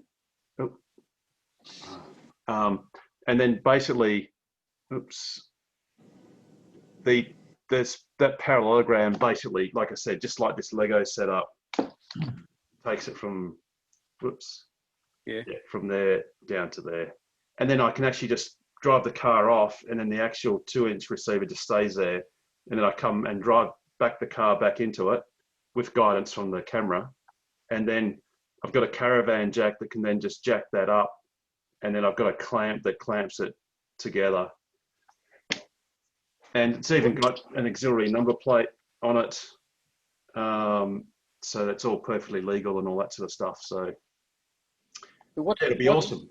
What's going to stop it flexing left and right as it goes along? We're going to experiment firstly with the actual hitch. You know how they're normally a bit loose; they sort of rattle with caravan, trailers and whatever. What we've done is we've got a threaded bolt, and we put a nut inside the bit that goes in the receiver. There's a nut on one side, so the bolt then grabs onto that nut and pulls that square 50 mil square tube hard against the side, so it stops it from wobbling that way. But what we might need to do once we experiment, like once I take it for a drive, and if it wobbles too much, we'll just put a stabilizing stay on one of those legs to keep it from flapping in the wind. But the stabilizers will flop as well. No, it'll be like small metal tube, like SHS going across, because these chargers they're plastic. Well, they're actually hermetically sealed, so they're behind all the cladding. There's actually metal sheets that seal the entire guts of it, and that's all. And the main skeleton of the charger is actually aluminium. So that we've got stainless steel fixings that fix the cladding plus the actual main plates. So we're going to bolt onto that one of those fixings an actual stay if we need it. I mean, we might not, but if we do, we're ready for that eventuality. And yeah, like I said, I put those galvanized those stabilizers there so that no one can actually push it over, either deliberately or by accident. So it's perfectly safe to leave detached from the car, because this thing weighs 165 kilos. So if that fell over, it'd kill someone, or certainly a kid. So it's all been well thought out. I mean, this prototype took me at least, 10 minutes to just suss out. So, but actually it took us several days to build, because there's a lot of fabrication when you do it the first time. And we sort of joke around saying that it's basically like a rapid response fast DC charger, and it's quick to deploy. It takes a couple of minutes to deploy and then basically plug in. So at Coolin, at worst, we'll plug it into a 32 amp 3-phase outlet so we can get 22 kilowatts. But we're hoping to get a 50 amp outlet, which will be even better, because whatever that is, 5240 times 3 times, that's better than 35 kilowatts, which is actually what most Model 3s get when their batteries are fairly low anyway. So, you know, we're aiming for that. But I obviously intend to take this all across WA as a bit of a show and tell for councils, where you can literally say to them, you plonk it on the ground, you plug it in, and you tell them, well, all you need now is a concrete plinth and a bit more permanent cabling, and, you know, $35,000, and you can have one of those things. Brilliant. You know, and eventually it'll be driven up to Kununurra. So, you know, then there's no excuse for those councils not to know what they might be in for if they get it. And yeah, it's just one of those wild, crazy ideas. It's just as crazy as John Edwards with his veggie pods and stuff like that. But it's a lot more transportable. Yeah. So it's, you know, quick to set up if it works. Have you had word as to when you can expect it? Has it any updates on arrival time? Apparently Tritium's standard delivery time is 12 weeks, which is twice as long as I need.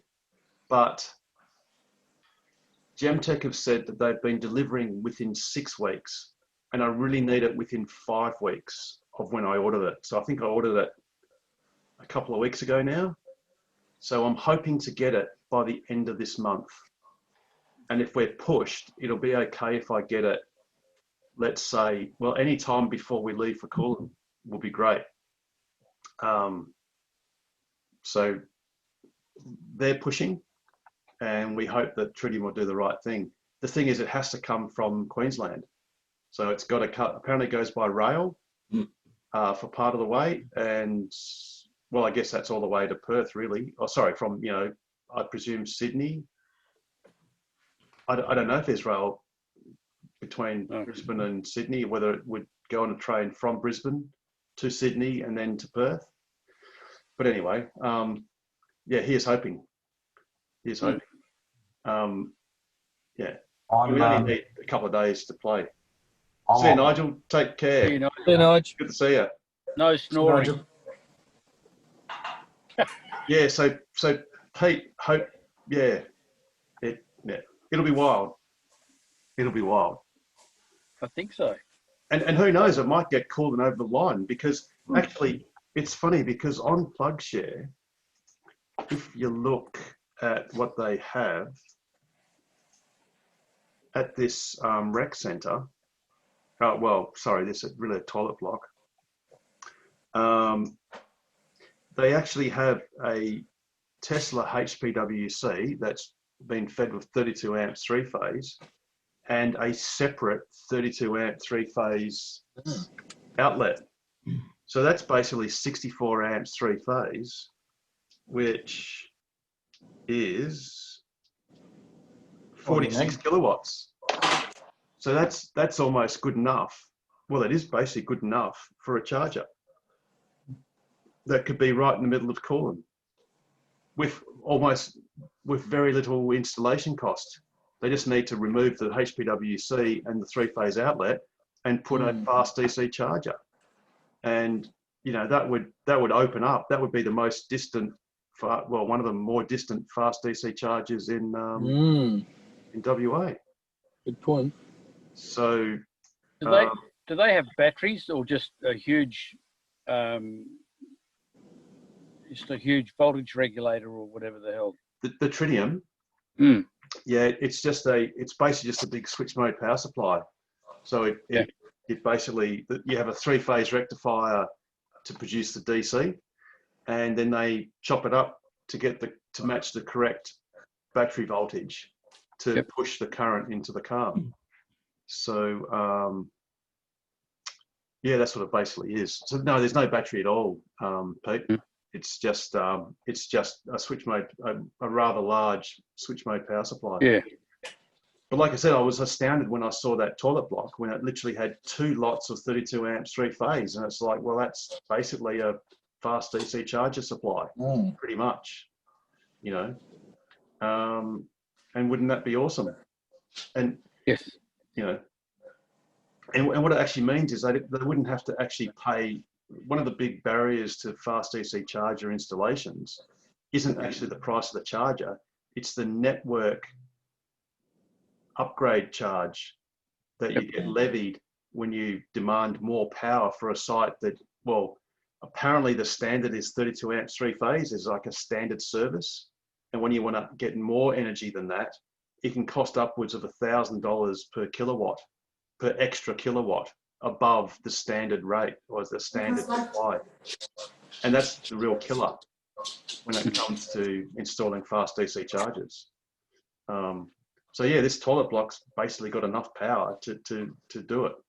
So all the council has to do is come up with a grant, and you know, it could be a COVID stimulus grant to install a charger, and they could have it installed in a few days. 12 weeks. Well, you know, it would be weeks, because you know, you just put a concrete pad, you get the electrician to run the conduit through from wherever that supply is.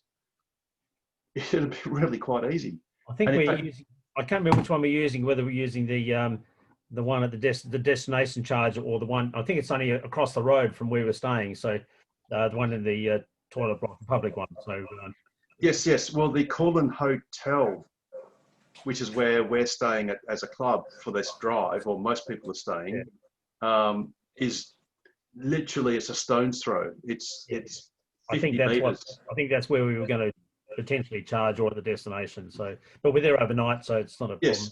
Yeah, it's no issue. Yeah, that's right. And in your car, you'll be getting 70 k's of range per hour. It means when you plug in the afternoon, you'll be full by the morning, and you won't care. Yeah, so that's all fine. Yeah. So, Harold, when I put down your phone number, I didn't actually get it. I got it wrong. So, could you just put it up there for you, or I'll email you or something? It's actually on the chat. If you just click on the chat, have you got that, Peter? Can you see the chat? Oh, hang on. Chat. How do you? Oh yeah. Yeah. Yeah, I've got chat. I'm not sort of quite familiar. It says from me to everyone, and it says 04. Yeah, that's right. You got that?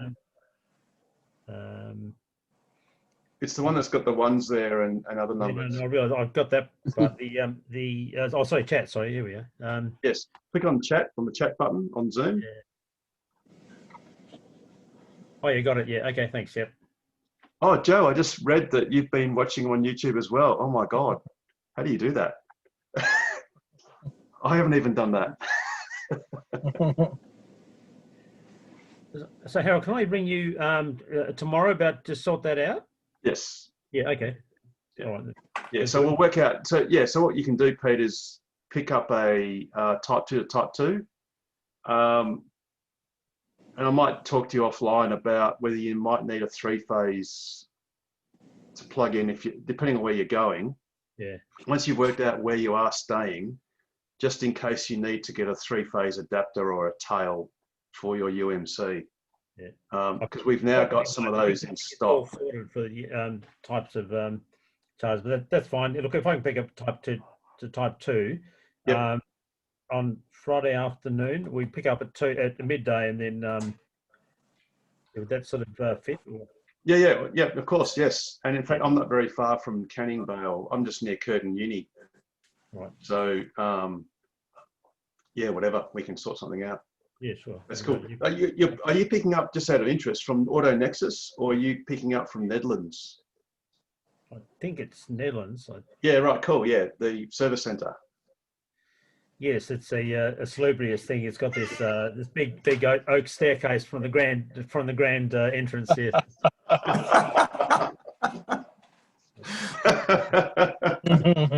You have seen it, haven't you? Have you? We've got a photo that we show people all the time. You see the street view photo, and you look across the road. Yeah. And, oh dear. Backs onto the cemetery. Yeah. So yeah. Well, the neighbours are quiet, that's for sure. Just going to say that. Yeah. Yeah, a bit of a sort of the dead centre of Perth. It is. Hey. It's absolutely dead centre of Perth. one. Yeah. Where all the cool kids hang out. Ah, dear, it's all good. Yeah, okay. Well, that's good. I'll sort that out. It's fine. Yeah, that's cool, Pete. And it's awesome that you're doing a road trip so soon into your ownership. That's great. That's fantastic. Yeah. Exciting.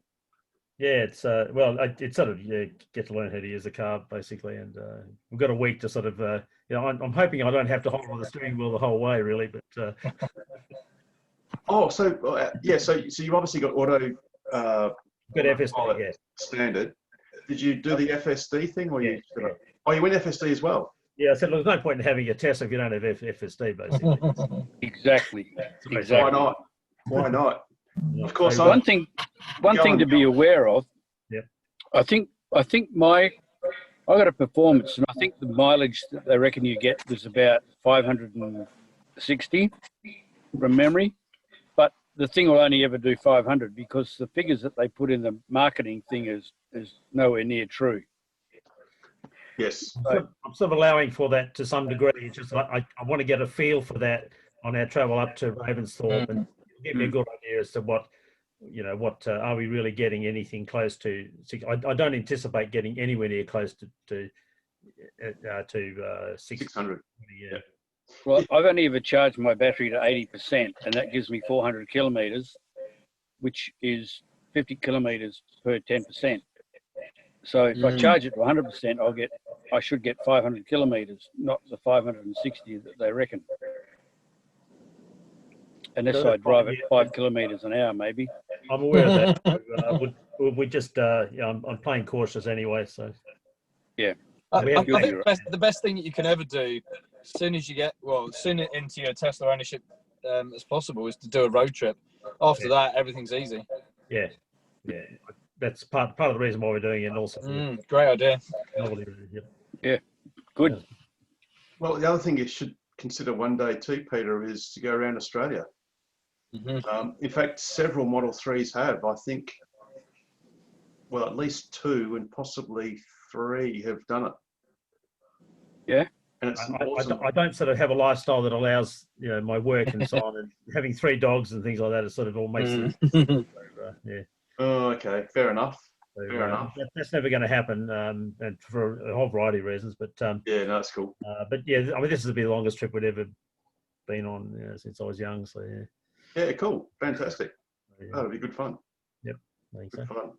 Yeah. Just the other thing that this behind me. Sorry. Tesla coil. Giant Wimshurst machine. No, it's not Wimshurst. It's a Tesla coil. It's different. This is actually a this is my Tesla coil. That's me in the yellow light because I rushed home from work to to quickly set it up and run it. That's a 7-second exposure, and that's on my website amongst 1,500 other photos and multiple projects and so on. That's amazing. Where is it? Sorry. Where is it? In Bunbury. I set it up. I mostly did things like this 10 years ago. I'll give you the. I don't know if I can put it on chat, but yeah, my website is Tesla Down Under, all one word. .com, and it's got lots of Tesla things on it, and I've been on Discovery Channel half a dozen times. I've been in Australia's Got Talent. There's about 20 other. Well, on top of that, there's about another 15 TV sort of shows. Excellent. What do you do? Sorry? What do you do? Your profession? I'm a doctor. It's a medical doctor, yeah. All this is self-taught, so it's not... Interesting. I actually discovered a Tesla coil when I was young, when I was about 15. And I had no idea what I'd actually discovered. It was only later on that I found that Tesla... Tesla beat me to it. So. But yeah, it was brilliant. A pivotal moment in my life because to see some sparks sort of glow come out of the end of a wire, sort of like an inch around it. It just sort of was, I can still remember it clearly. It's 50 years later. So yeah. Anyway, so that's. Yeah, you're welcome to have a look at it. A very old site. I haven't touched it for 7 years, so but a lot of I I do lots of physics things and it's personal interest, not related to my work. Yeah. Pretty neat. Relate people at times, yeah. But anyway. Yeah, those coils are awesome. It's just mind blowing. And I'd love to. So how old is that photo, Pete? 2007, that one, but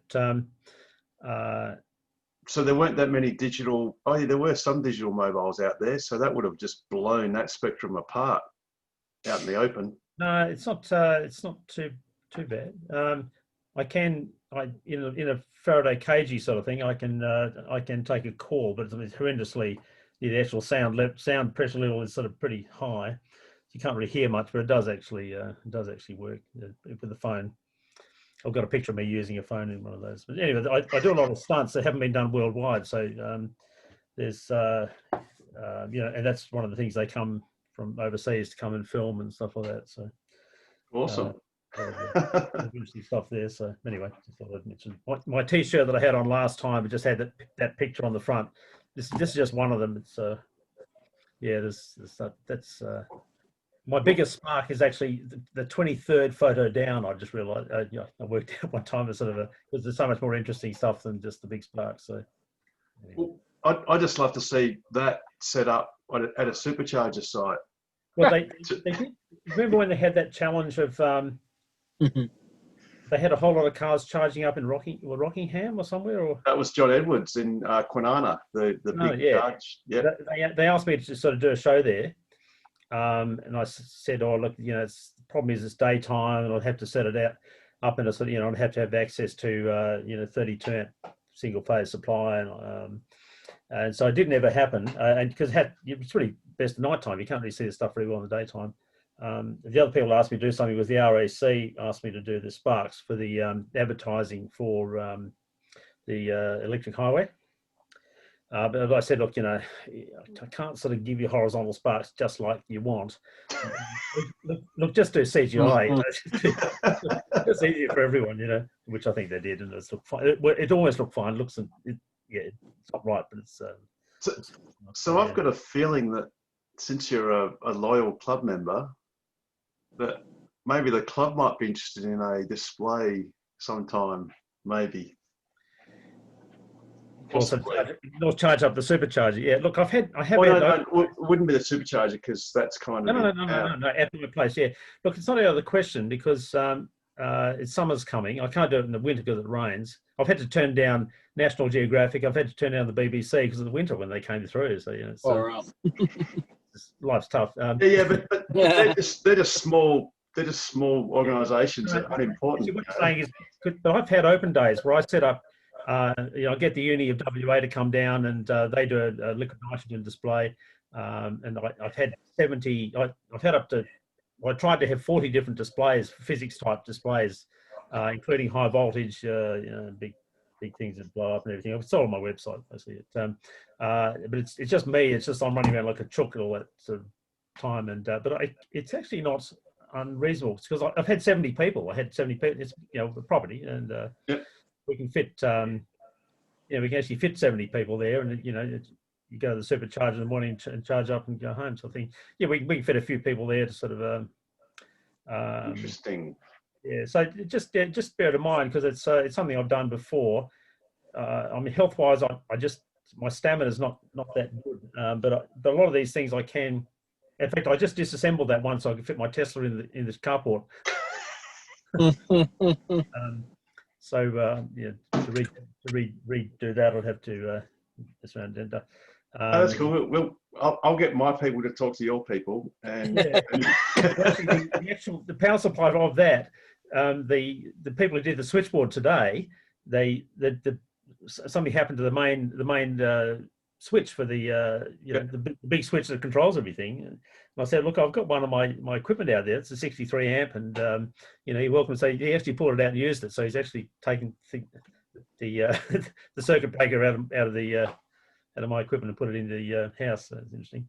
Anyway, just bear that in mind. Have a look at the public displays or something on the website, and it's under media or something like that. So cool. And see what we've done before. I couldn't do something that intense, but there's a lot of things I can do which are pretty dramatic. So yeah. Well, coincidentally, at the Cybertruck unveiling, Yeah. they actually had a Tesla coil at the design studio, and by the look of it, it was nowhere near as good as the one you've got. Because I remember, it was okay. Yeah, bearing in mind that's It's a 7-second exposure. Yeah, that's right. Yes, yeah, indeed. But I've got ones that's actually a compact, and actually are in 2 wire cages, so you can have a 1.5 foot spark right next to you. Quite safely. It's all yes, it's enclosed. Yes. On. So the things as I say, it won't all be on there because it's all done. Everything I've done the last 7 years is not there. So and I've done a lot in the last 7 years. Yeah. How do you get time to practice medicine? When I was younger, I just had a lot more energy. At that time, I was fit enough to ride to Perth and back in a day, from Bunbury, I working up to 100 hours sometimes. So this every minute's sort of pretty had to be used efficiently. So you do a project and put it on the net on the website over a weekend. Sort of next project is through the week, and you're trying to get time to work on it and so on. Yeah. So you're clearly an underachiever, obviously. Definitely an underachiever at the moment. Yeah, but it's sort of it's not out of the question that it's a question of what I can do. But I've got a little briefcase Tesla coil, and actually that's almost been on TV as many times the big one. It's just so much more interactive. You can have sparks under your hand, and sparks under your tongue, and it's great for close-ups for TV. The TV presenter puts their hand on it and jumps and really quite dramatically. It's after seeing me do it with impunity sort of thing. So yeah, it's interesting. A lot of interesting stuff on there. So yeah, but yeah, just it's a possibility because it's I just had an evil thought about that tritium charger on the back of a certain Model X. That could look quite nice if it was lit up. My actual plan, my evil plan, is to can I do it? I can't. I'll put it on stuff. My evil plan is to. I've got a picture of sparks around a car, and I got a Hyundai Getz, and I put a Tesla coil on top of it with a long arm, so it's got a ring of 2 foot sparks around it, and onto the bonnet as well. It still worked afterwards, but I'd be a little more hesitant to do it with a Tesla. I would if there was adequate, Faraday caging around it. Well, no, but Pete, I've got the ideal car, the Cybertruck, because it's all stainless steel. So there's no Duco to affect. There's no paint to affect. Duco's fine. I've had sparks on top of my car, and I've had my car for 17 years. So no, but this thing could actually be the main dome of the Tesla coil. You just somehow mount it under the Cybertruck, and the Cybertruck becomes the emitter. Yeah, amazing. It's quite feasible. Yeah, but a lot of potential things can go wrong there. But well, I think there are there are probably 3 or 4 of us in this room that have got orders for Cybertrucks. Yeah, you wouldn't want me to do anything really. But I can tell you lots of stories, but. We might leave that off grid once we're actually on a face-to-face. Yeah, but look, I think it probably would work. Sometime before the end of November-ish or something. And I'll sort of put what I can do. Yeah. And half a dozen people might turn up, or 10. Or how many people in the club? Oh, there's a couple hundred. So. Yeah, but they can be in the backyard. Bring a tent, yeah. Yeah. I mean, no. The thing is, on average, on our casual meetups, we score about last casual meetup, probably 20, 30, 20, 25, 25-ish. How many cars went to Lanston? It was 18 cars to Lanston, was it? Oh, I thought it was at least that, if not. Yeah, and that was a terrible, terrible rainy, stormy day. Yeah, it was at least that. So you sort of get about 10%. Sort of, it's people got busy lives, and that would be stretching it with my sort of level of my fatigue level. So yeah, so we're only small, so we only have a small. And what you could do, we could just do like a ticketed type, like free, but you got to book, as in limited numbers. So I think 7. I've done a few years running. Not recent years, but it's something which wouldn't be a sort of the big sort of thing that I have done in the past. But there's a lot of interesting stuff that, particularly the electrical side of things, because that's there's a lot Tesla. I mean, I'm known around the world for Tesla and stuff like that. As I went on to Reuters once, and I went to 16 countries that I actually got to see, which is awesome. That's 20 million people. I don't know how many million people it is. Sort of, long story. Anyway, I can. It's probably not unreasonable. What I'd basically be able to do is sort of show you different Tesla coils. You can interact with the little one. I've got the musical ones that play music. There's a lot of other high voltage stuff. There's the big capacitors which put out 20,000 amps. Jeez, what sort of voltage? 10,000. 10,000 for about a 30th of a second, and it blow all sorts of things up. I was just saying that was one of the electricians today. That's sort of a. But anyway, those are things on the websites. But there's a whole lot of things. I've got the world's brightest bike light and things like that, which I made. 100,000 lumens. So. Have you seen that guy on YouTube? Is it Styro Pyro? He's actually a young guy. He must be in his 20s, and he does crazy stuff like he amps up lasers, and he's got like I forget how bright this laser is, and he does crazy things. It's just and he often gets demonetized by YouTube. I think I've got something. I've got a adults only or something, because there's something on there. One of my YouTubes was got sort of not taken down, but it's had sort of a restriction put on it. So because it's friggin' dangerous. I've got a nice 1 watt laser. It's a fabulous laser because it's got a diffraction pattern. It's green. It's 1 watt, but you turn it on, and all of a sudden, all this bush around you has got stars. It's a whole sort of star pattern which you then move, and it's just a wow sort of moment at night. So that's a good thing to do as well. So I do a fair bit of lasers, make my own lasers and things like that. A lot of magnetic stuff and so on. So, but I might just run through what's feasible for me, and cool. This is this guy where he's got a 5,000 watt death machine using Soviet military tech and the most powerful continuous wave handheld laser. This guy's crazy. He just and extreme 2D plasma ball experiments where he just blows the absolute bejesus out of a plasma ball, and I could do that too nicely. This guy's just crazy. And he did say he's been demonetized a couple of times. I've been doing it for a long time. I've never had a sort of an accident of any note at all. So I'm pretty cautious, although some of the stunts I do are sort of, people are not sort of, sort of stand back from them. So,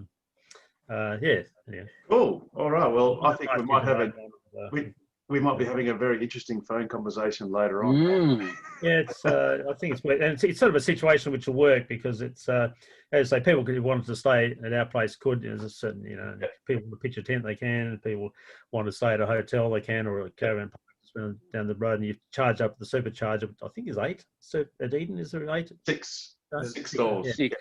Yeah. Oh, and by the way, pro tip, in case you haven't Googled it already or whatever, is those stalls are paired. So there's a 1A, 1B, 2A, 2B. Yeah.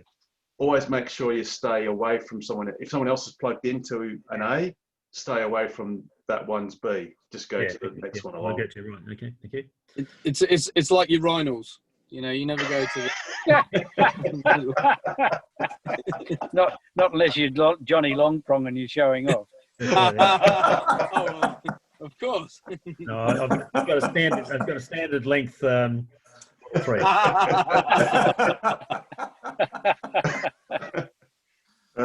Dear. All right. Well, okay, Awesome. I'll get back to you on that and just have a look at the website, just see what I've done public display wise. Yes. There's a lot Tesla of Down stuff. Under, right? Yeah, TeslaDownUnder.com. I'm you pull it up now and here, Kevin. You pull up the That's first picture. interesting. I like your antivirus around the laptop. That's pretty cool. All right. Yeah, that's again. I do. I've got to go, guys. Sorry. I'll see you all next week. Oh yeah. All right, Okay. Richard. No worries. Take care. See you guys. Cheers. Rich. See you, mate. Catch you later. Richard.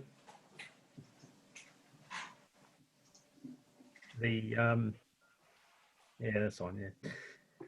The top left is me. Is that Tesla coil? Me sparks onto an umbrella, and I'm sort of holding onto the umbrella. The current path is actually not through me at all. It's through the handle of the umbrella going back by a wire and a safety wire back to the Oh, base. yes. Well, Yep. So that's That wire's there, isn't it? It's just dangling just there. it's right on the edge of safety, that one, because the spark will probably go about another 30%, so it'll almost get round to my head sort of level. So, you know, it's sort of you're looking at it after the event. I thought, yeah, it's a bit closer than my preferred, but yeah, as I've never had an accident, so and I've been doing it for ages. So, no, it's just a bit of Australia's Got Talent. You can sort of slip down past that. But I took Australia's Got Talent. I had my own hidden camera back at the audience and back at me, which is you know. So I took my own sort of video, which is sort of. Which for safety reasons, it was. I use flash, so a lot of my video stuff doesn't. That's the world's brightest bike light. Yeah, It's got 3 12-volt glass. What do you call glass matrix thing? Batteries anyway. That sort of runs. It's got 60 amp. No, sorry, 30 volts, 30 amps or something like that, give or take. So that's a kilowatt of. Yeah. Yeah, 1500 watts. Yeah. Oh yeah, right. Wow. How many lumens was it? It's about 100,000. Yeah. Jeez. You can actually, I actually tried to get through to NASA to say, look, you know, I can shine this upwards at your space station. You'll see it as the brightness of the second brightest star. We can just work out when it's going over. You guys in the ISS can point their 400mm cameras straight down. If they can do it immediately vertically straight down, then I can modulate the light. So you'll see it's a light that's not a mains light. So you'll see this rapidly flashing. I can do Morse code, high speed Morse code. So as it's going over, it'll give you a high speed Morse code message to the ISS, which is not radio. It's just purely light. And they would say, hi ISS from Tesla Down Under sort of thing. And that was in the city. I don't know if you recall when John Glenn went over Perth, 50 years ago. And it said the City of Light. So it's when Perth turned off their lights or something for flash them on and off or something. Yes. And this would have been on the 50th anniversary. It would have been really good to have that same sort of thing. I just couldn't you can't get through. Every kid wants to get through to NASA and say, I want to be an astronaut. It wasn't sort of, but it was actually feasible, could have done it all. The irony with that communication, that form of communication, is that's precisely what SpaceX is using for their Starlink. They've actually got 2 of their satellites now are doing laser communications between two of the satellites. Yeah, not to the ground, but yeah, between. No, not to the ground, but to each other, which is actually even harder. Yeah. I don't know if you know Bunbury, but it's got between Eaton's next to a sort of a long sort of inlet, and I set it up at 9 kilometres away. And it's got a nice photo of 9 kilometres, what it's like 9 kilometres away, and I can switch the colour as well. So, and it's surprisingly bright at 9 kilometres. So it's, I had a lot of fun making it. It took, hundreds of hours. Yeah. So I'm just thinking, if you've got any planes going to Melbourne or whatever, like an A380, you could just light up the underbelly. There's a lot of, there's a lot of interesting stuff there. So it's actually not, well, I get, it's not, the batteries have died, I think, in that. So I'm going to show that, I'd have to I'd have to resort out the batteries in there. But it's, Oh, you just stick a switch mode power supply. It doesn't have to be battery powered. It doesn't matter. Yes. Big switch mode. Yeah, it's very hard to ride. It weighs 50 kilos. So it's actually best, and particularly if I've got a Christmas tree on the back. Well, and imagine if it had one of the old generators on it. That the old little generator onto your front wheel, that onto the work. tire. That would work. And you couldn't pedal because what's an average? Average rider does what, 200 watts or 300 watts? Each LED is 100 watts. And I've got 15 of them. They all have to have their own cooling fan. So there's 15 cooling fans that sort of as well fitted into all that stuff, and 15 big lenses, and so it's madness. I did try to get onto. I couldn't get onto Guinness World Record people to. But I have had one Guinness World Record done at my place with a sparks onto a swallowed sword. It was a sword swallower, and it had 4-foot sparks onto the sword, which I did, and all sort of sorted out the incidents of it. So it's a very dramatic shot. It had to be held for 10 seconds, and during that time, I arranged to burn down, some balsa, so it all sort of lit up, sort of light, smoked, and that was worked out very well. So it's fascinating chap. I've got a few stories to tell there. So I just get imagery of if you get a gherkin and you put electrodes on it and a high voltage, it'll go orange because of the sodium. Yeah, the salt in the gherkin. Not the sodium. If you look at, I've got there's a thing. Oh, have I got it? I've got lemons. Lemons work. A slice of lemon works really well. I've got lots of pictures of lemons lighting up with just 240 volts. You put 240 volts in it, and light them up. It's amazing. Sort of, and I've got pictures of lemons going around me, and all sorts of things. So the lemons work well. Gherkins are the typical one, but lemons actually work a bit better, I think. Yes. So. Yeah. Well, gherkins show the classic sodium emission. Yeah. Well, lemons are already yellow, so yes, that's. So you're already in front. So, yeah, I've got. I say that's on my new website that I started 5 years ago, and I got halfway through, but after 1,000 pictures and labeling them all, I sort of working so hard I couldn't get time to fix them all up. So anyway, but yeah, I did lots of experiments like that and have done for ages. So cool. But I'll just bear in mind, because that's I think it's appropriate audience, because sometimes if you sort of just advertise, so look, I'm holding a show at home, you're going to get sort of people who sort of you get weirdos and anyone, but all those Tesla people are all normal people who have knowledge of who sort of mature and have knowledge of electricity, or sort of yes. People testing it at least know what a kilowatt is, that's the sort of audience that I'd like. I've also had photographers, have 20 photographers come over, and they all sort of take lots of photos, and I get them to do the sort of photos I've done, or photos in the videos in the pool or whatever. Have you ever had what's that? So they call it bullet cam, where you have an array of a whole lot of cameras. Yeah, I can sort take of the photo sort of at one time. Yeah, and then get that surround. You've got to have a lot of digital cameras. Yes. Yeah, so it's incredibly expensive. It's if you've got 2,000, actually, you need top of the range digital cameras. Yeah. You need to fly to Finland. I think it's Finland, because there's a YouTube channel that's called Beyond the Press. Yeah. And they've got the Kronos. They call it the Kronos ring, and I forget how many of those Kronos. They're very fast cameras. Yeah. There might be 50 or 100 of these things. Yeah. And the stuff they do is just amazing. Yeah. It's an expensive setup though, so. But I get a lot of my things are based on a camera with a held lens open sort of thing, and the shutter open, and you get a long exposure, and that's really what I can do. And it's just people still haven't reproduced that. It's just I did this ages and ages ago, and it's incredibly popular. And so it's just sort of surprising, so. Yes, yeah, indeed. Cool. Well, hey, it's nearly 10:30, so Yeah, it's look, probably, I'm actually to do some work, so I better Time go. to sleep.